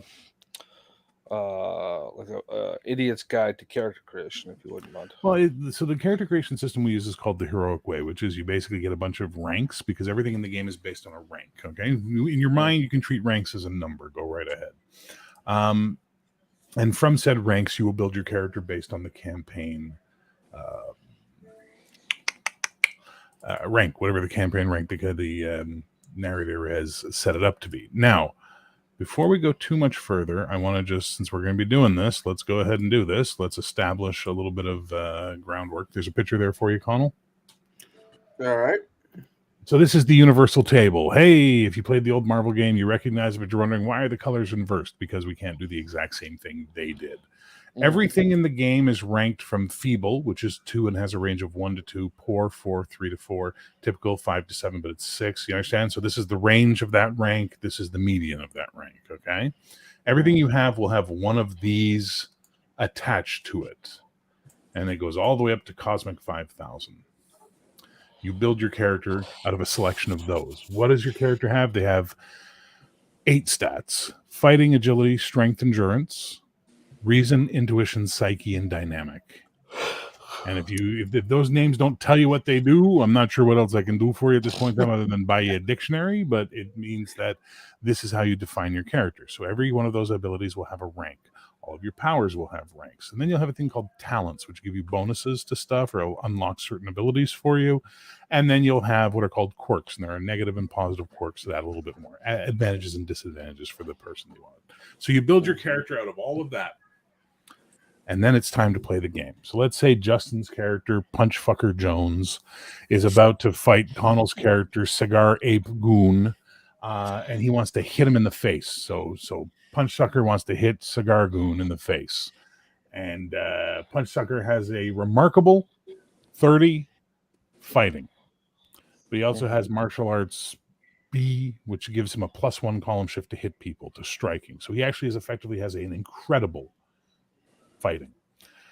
Cigar Smoker, that's from a Cigar Goon. He's not really that trained fighter guy. He's more of a strength guy. He's more about like doing damage as is over hitting. So he only has an excellent fighting. So we come over here to the charts and we say, okay, he's got a remarkable, but it's actually an incredible, and he's got an excellent. Well, that's 2 lower. Okay. So when Justin rolls his roll, he comes to the shift 0. Because he is 2 higher than his target, he goes to the +2 column shift, rolls his percentile, and sees what he gets from a 0-1 all the way up to a 00. The color results are blue is a fumble, white is a miss, green is a partial success, yellow is a full success, and red is an exceptional success. Because he's punching him, that's a blunt attack. We come down here, we look at his color result, and we get the effect the degree of success implies. So let's say he hit him with a yellow and he got a slam. He does his full damage. And if he did any damage, if he got through whatever defenses Cigar Goon has, he forces him to do a slam save. So the slam save is where we take all of that damage. He takes his endurance as Cigar Goon, compares the rank difference, figures out where on the table he is, and he makes a slam save. If he fails his slam save, he gets a fumble. Well, now he's got to make a stun save too because he got hit so hard. He's also knocked himself out, possibly.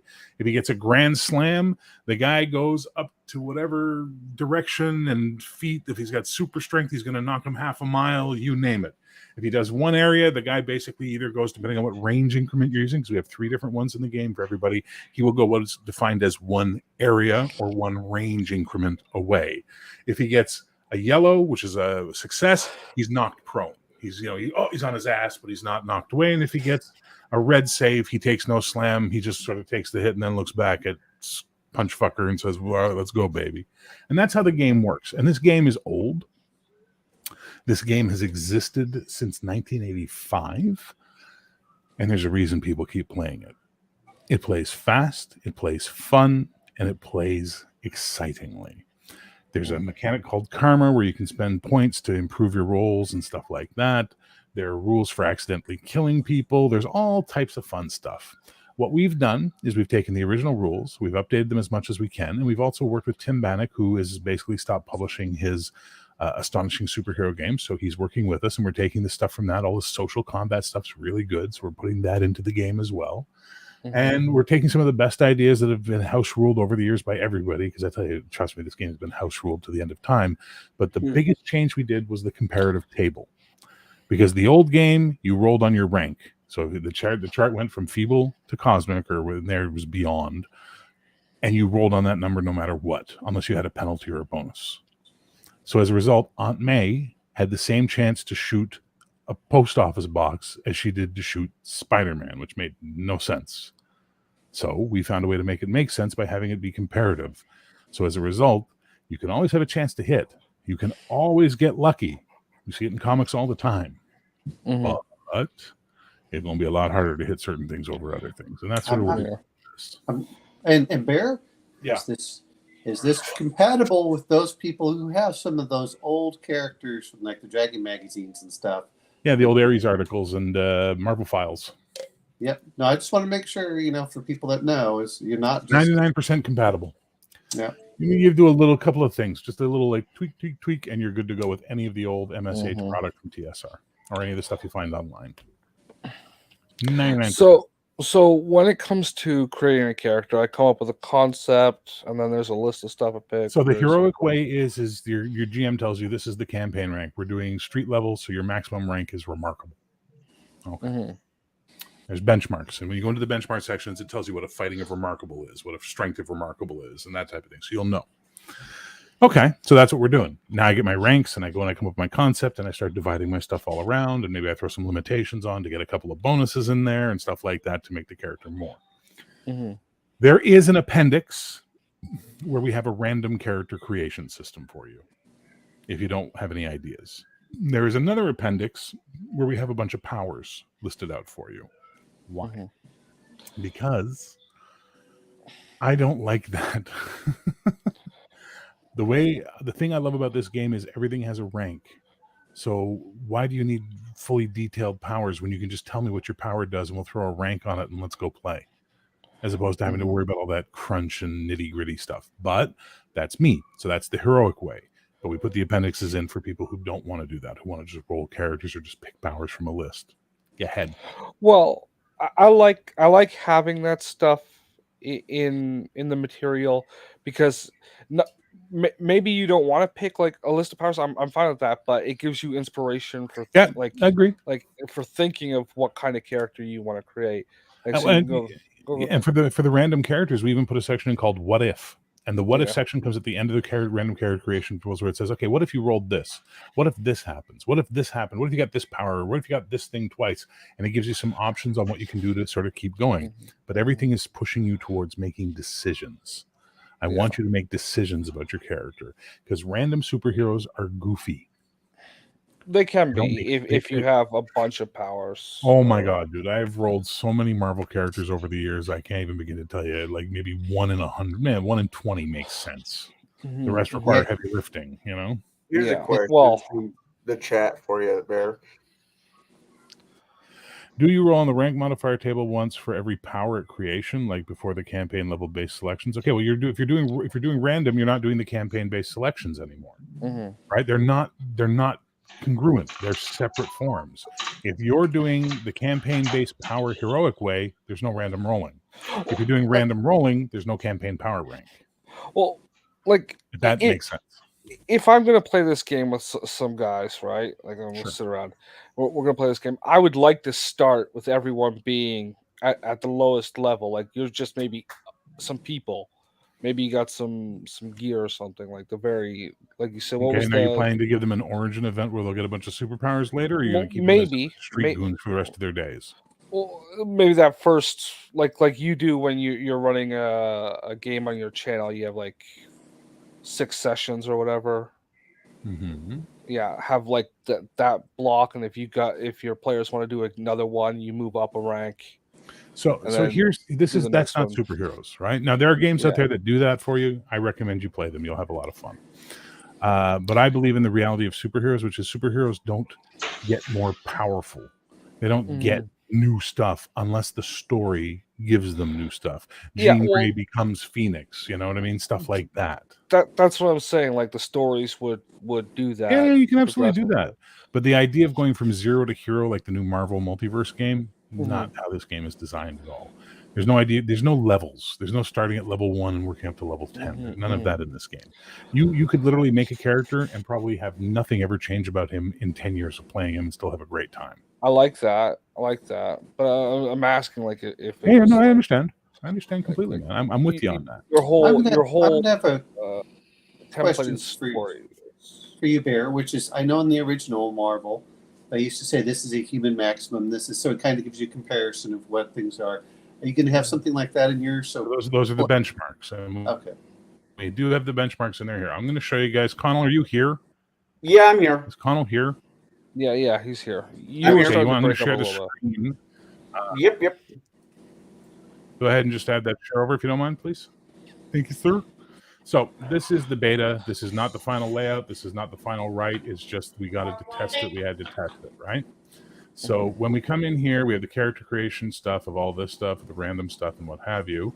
But we're going to skip down to the benchmarks. Now this is the version that's free on. Yeah, this is the current version that's free on the thing. So when we come into the benchmarks, we can see here, for example, fighting. At 2, at feeble, you have no training or ability. At 4, you have a normal human ability. At 6, which is typically you have the minimum training or natural ability. At 10, you have some formal training. At 20, you have some regular formal training. At 30, you have a superior talent. At 40, you have a superior talent with training. At amazing, you have a maximum human potential. Mighty 75, superhuman. Uncanny, is it uncanny? I think I made it uncanny. Uncanny 100, superhuman with intense training. For agility, we get the same type of thing breaking down, right? But at amazing, it becomes superhuman. They're not always going to be the same thing. It breaks it down that way. Strength, which is the one you were asking. If you come down here, in the old way they did it, you have 50 pounds, 100 pounds, 200 pounds, 400 pounds, 800 pounds. At remarkable, which is the human limit, 1 ton in a push. You know what I mean? That guy could lift a ton, 2,000 pounds. Incredible 10 tons, amazing 50 tons, mighty 80 tons, uncanny 100 tons, and then there's the cosmic stuff where you start like at the top level, you can lift mountains, and shit like that. And then we have the same thing for endurance. We have the same thing for your intelligence, your reasoning, your intuition. And reason, by the way, isn't how smart you are; it's how good you are at science and technology. It's how good you are at thinking, not how knowledgeable you are. It's how good you are at making your brain do shit. Yeah. Intuition is how much you pay attention. It's your wits, your perception, your stuff like that. And then the last one is the last 2 are psyche, which is your mental strength and willpower, and dynamic, which is basically your personality and charisma and magnetism and all that kind of stuff. And we have the benchmarks there, so that way you can always sort of see what your character shapes up as, right? And that's how it helps you do that. We have the secondary abilities of health and mind. Health is basically your 4 physical stats, fighting, agility, strength, endurance. That's your hit point pool. And then mind is your mental health pool, which is your reason, intuition, psyche, and dynamic. And there are stuff that will attack that and try and do stuff to that. We're going to expand that more in a later product, I think. Karma, which is both of those health and mind added together, is your starting pool of points. But you get karma through play. You get karma by doing stuff. You also lose karma by getting defeated, breaking the law, stuff like that. And then we have all this other fun stuff that we do. But that's it, basically. We have resources and all that kind of stuff.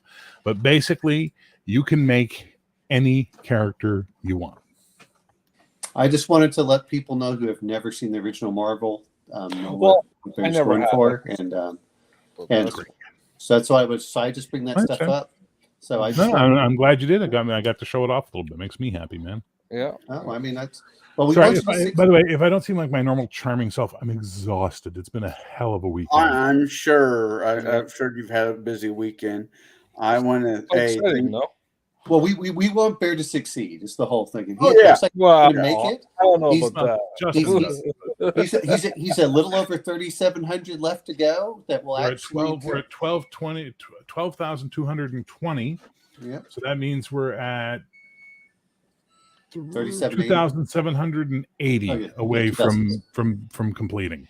So when is No, the no. countdown? When Well, I wanted to do a 60-day campaign and then wasn't paying attention and accidentally set it for a 90-day campaign. So March, April, May 29th will be. I have the end. no doubt that you'll hit the numbers you need to make it happen if you're already there. And this started Friday?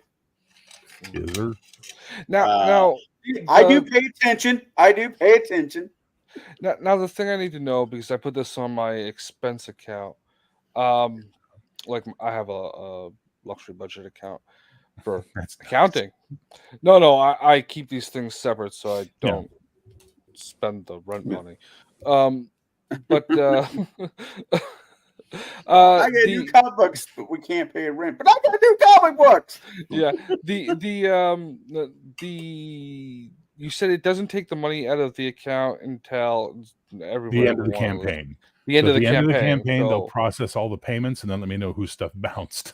That happens every time you do crowdfunding. yeah. We made all this money, and then 5% bounces, and you're like, we didn't make all that money. Shit. Well, you know what though is Justin, you've supported it. I have supported it. Yeah. I don't know if I anyone else want to has. make sure I have the support I got's in that account, but I want to make sure I also suck it up to the hardcover. Oh, well, so if you want, I can show you the tiers that we have. If anybody cares. This is very important. Yep. Let me share that. I'm at the $70 pledge for. Remember, this is Canadian dollars. It's in Canadian dollars. It's 15,000 Canadian because they use Stripe, which has to match my bank account. So basically, if we go down to the pledge levels, there are no physical products being sent out. It's all digital. So at $25, you get the PDF and all digital rewards and stretch goals that come out later.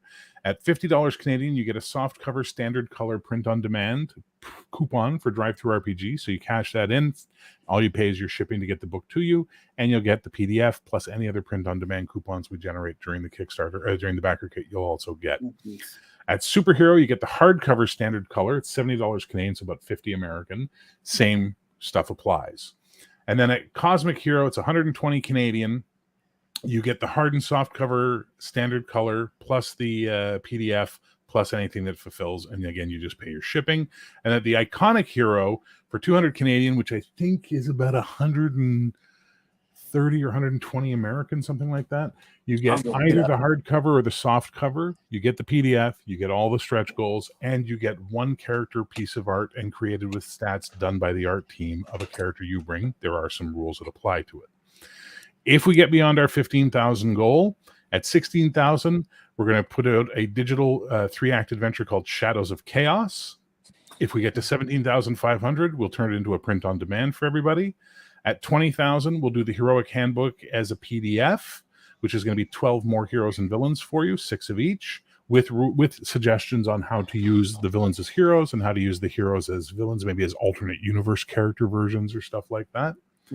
At 22,500, that becomes a POD. And as of today, I've announced we will also add any of the backered characters that they took at the iconic level or through an add-on will also be collected into a POD book for everybody at the same time.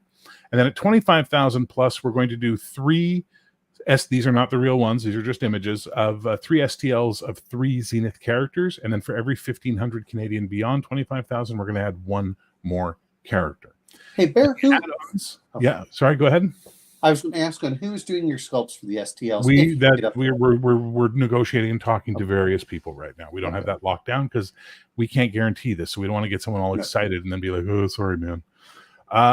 For premium extras, we have a $70 Canadian premium color soft cover, so nicer, more vibrant, what have you.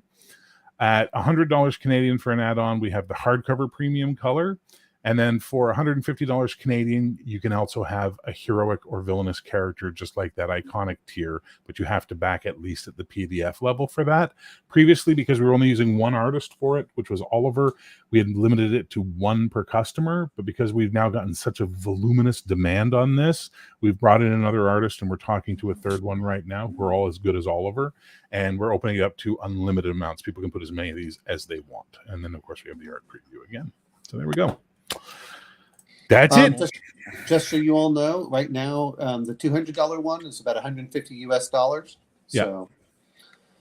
Yeah. I So it's think about we're at 75%. you and Mark are the only Americans in this panel at the current moment. I think. And the nice thing about the POD fulfillment Yeah. is that drive-through has either a printer in your continent, so your shipping's a lot cheaper to you. So they have one in Canada, they have one in the States, they have one in the UK. And they've found a way somehow to give better shipping costs. So even Australia, which used to get beaten on shipping, can now get a $200-page book shipped to them for about $20-$25, which is a pretty good deal. Make compared sure to I'll what it tell used to be. James that, the Australian bastard. I think OV. he's how we found that out. No, No, it was through Seraphis. Oh yeah, yeah. Well, Bear, I appreciate you doing it. I mean, I know superheroes aren't my thing, but I still back you for this. I appreciate that, I have man. faith in you. Yeah, that makes me happy. Like that type of thing is like, I appreciate people who are like, you know what, it's not my thing, but it's the community. And this is the thing. So I had a couple of people say to me, you know, this is a real testament to you, Bear, and your charisma and how you've done that. I'm like, no. This is a testament to the community we've been building for 2 years here. I'm still waiting for my membership card, damn you. Shut up. All these channels working together and not, you know, trying not to snipe each other and be supportive of each other and going on each other's shows and all that. We've wound up building a really nice little society here, and the society is showing its love and its support now, and that's a really great thing. Are you capable of adding a stretch goal? Whoa, God, here we go. What's it going to be? For his next Becker kid, he will. What's the stretch goal you want to add? The $50,000 stretch mark is the fucking membership card. The stretch mark. The official Society of Role Playing Gamers membership card. Yeah. Like Justin, a plastic fucking I'll make credit you. card Everyone's stuff. going to hear me right now. I'm going to say this right now, Justin. If you, I just think it would be funny.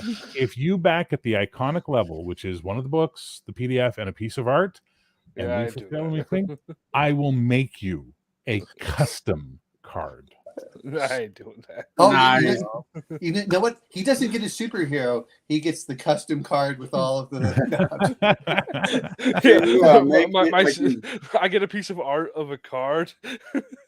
The card needs to be in German, Lady though. America holding up the card doing this. No, the card needs to be like in German. No, This cards.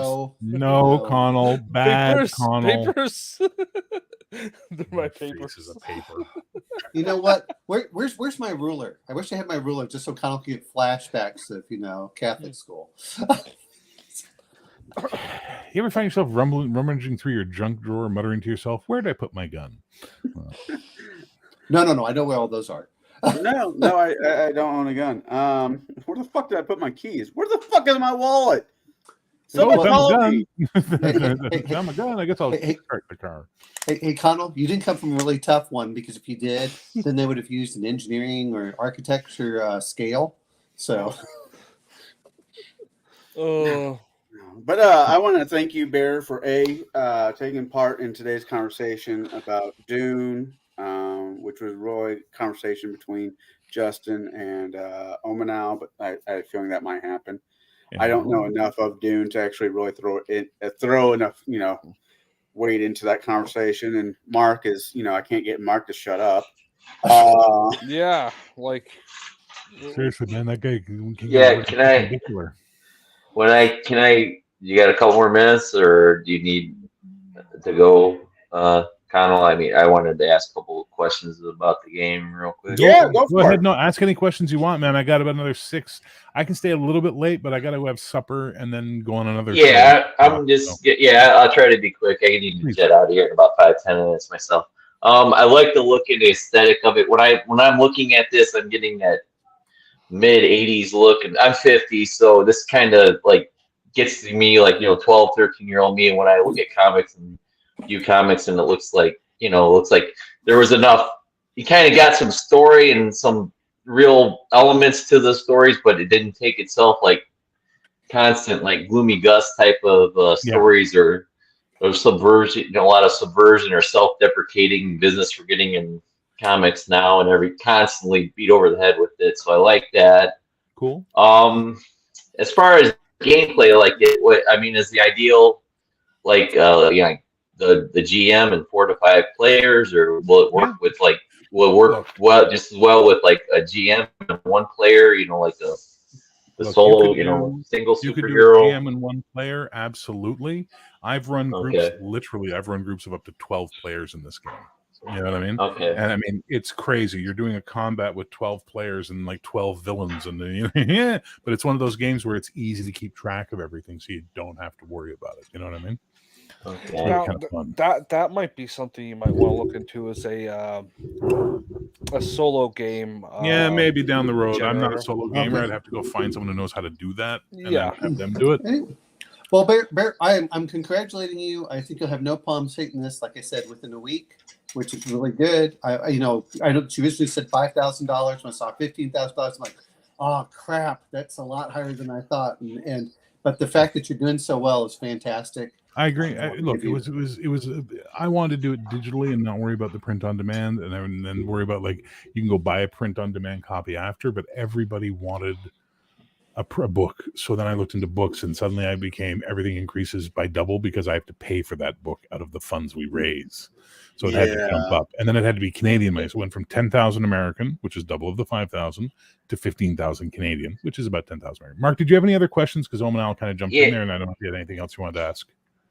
Yeah, real quick. It looks like you're going to be supporting this in the future with like adventures or modules, however you like to call it. Is that going to be a thing? And then like, are there going to be like, I can like sometimes have a hard time like generating ideas for adventures or modules. Is there going to be tables to help like spitball ideas or generate adventure hooks or ideas in there? Okay. So one of the things I'm going to be doing is once this is over, I'm going to restart my Patreon, which is going to be where I'm going to put a lot of material up for people who are patrons. They're going to get characters. They're going to get one-shot adventures. They might get more adventures. They'll all be raw text, minimal art, because it's Patreon, and I'm not going to throw money at, tons of money out for stuff like that. But there'll be material, plus new rules ideas and different things that we can do. So that's where the Patreon's going to be. We're going to fuel it. And then maybe, we'll do another book, which I want to do, which is going to be like a companion book where we'll take the best stuff and put it together in one book as a rules expansion for everybody. So things like that. Like I want to put in random crime encounter tables. Where you got no idea for this session tonight? All right, grab your percentiles, location, city docks, time of day, at night, current weather, it's dark and stormy, opponent, undead. Okay, now you got it. Go. You got your ideas. Now we're your adventure. Good. Yeah. Okay. Cool. Bank robber. And I don't know if you saw that. I don't know if you do that. Watch Tanker's Tavern. Blah blah blah. He kind of on his. Buddy. Okay, well then he featured you. He had a kind of nice little like on his blog part, I guess of it. He's got you. He did Saturday. He did a crowd talking about your role playing game featured on his post for Saturday, March 2nd. So I didn't know if you knew that for sure or not. I gotta look at that. I gotta give him a thanks then. And you think you're gonna do like examples or like any like maybe on your channel like live like actual, not necessarily actual plays, but maybe maybe it's just like short little like running somebody through the game or breaking down some of the mechanics, like how combat works versus. I'm going to be doing some live plays over the next 3 months. 100%. Mark, I'm going to be doing some live plays over the next 3 months. In fact, all my Star Trek players are getting upset with me because all the Star Trek games are on hold because I'm focused on heroic for the next 3 months. So they're going to just have to wait their turn. Stop your nonsense, Connell. There's a couple of games I'm not going to interrupt, which are going to be my once a month Palladium game with all the streamers, obviously. And then maybe one of the other Palladium games I'll keep going, but I'm going to be doing a lot of heroic over the next 3 months on my channel, doing one shots, doing battle drills, doing character creation stuff. I'm ready to make this game clear for everybody. Okay, this is good. Sounds this good. Is good. I mean, that's awesome. I just saw the crafting. Nice. Great. So you back to the iconic TCG? Did you grab an add-on as well, or did you just do the iconic only?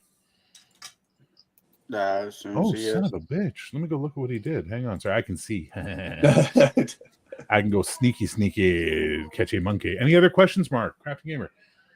No, I think you covered them pretty well, and I'm looking forward to seeing how this evolves over the next few months. And I'll be looking forward to when you do your you're more in depth on your channel explanations of how the game works, and hopefully see some like actual plays with a with a GM and I don't know what you call the GM in your game, but the GM and narrator, just a the player. narrator or Okay, GM. narrator. I use narrator. In the original game they called him the judge. In Marvel he was the judge, but I'm like, I'm not gonna, I guess the term TCG watcher. totally understandable. And table breakers, we'll work it out. Message me on Discord. Oh, hey Bear, you've gotten over $500 in the last hour for this. I know, it's crazy. That's awesome, man. Oh shit, we just jumped up again. We're at 12,515. Someone else just backed. Oh my god, damn! You guys are making me want to cry. I swear to God. And Mark, if you love the old Super, I guess it was the it's all TSR those- Marbles game, you're gonna like. This is what you'll know this very well. It's all those people wanting to get up to that membership tier. That If you played this game at any point in your life, if you played this game and loved this game, Heroic is the game for you. Now, like I said, Bear, I want to thank you for coming on and telling us about your system that you are producing. That's going to be out there. Everybody who's in chat, go check it out. Back this if you want. No pressure. Like Bear says, no pressure. You do you. Always. Hey, listen, let me say this clearly to everybody who's watching this or anybody that's saying, if it's going to put you in a financial strait to back this thing, don't. Please don't. Okay? Yeah. There's ways to get the PDF where you don't have to pay a penny if you really want at the end of the day, okay? But don't say if it's going to put you in a hard spot, I don't want you to be in a hard spot. And if all you can spare is the $20 American or 25 Canadian for the PDF, great. You make my life easier because I don't have to pay a print on demand coupon for you. So that's even better for me, right? Mm-hmm. Don't put yourself out. Please. Please. Well, it is 6 o'clock my time. I know I got to bounce. You got to go. Thank you for coming on. Thanks for having me on, man. Party on. I think Time Machine next week, the 1967 or somewhere around that time period. Was movie. that next week? I think that's it. I'll figure I out. don't I'll let you know. Okay. I'll let you go. I got to go. Be here, right, guys, and we will talk to you all soon. Thank you. Bye-bye. Party on, Bear. Party on. Time now Machine. That's just us four. Who wants to go next? We just did Dune. I figured it's between Justin, Mark, and myself. I don't care. What movie? I just went the week prior, so I think it should be. So I guess either you or Omen. No. I mean, mine was today, so mine. I was okay. I mean, Justin or Connell should probably go next. Yes. Yeah, and then So I said Predestination, and you said Terminator. No, I said.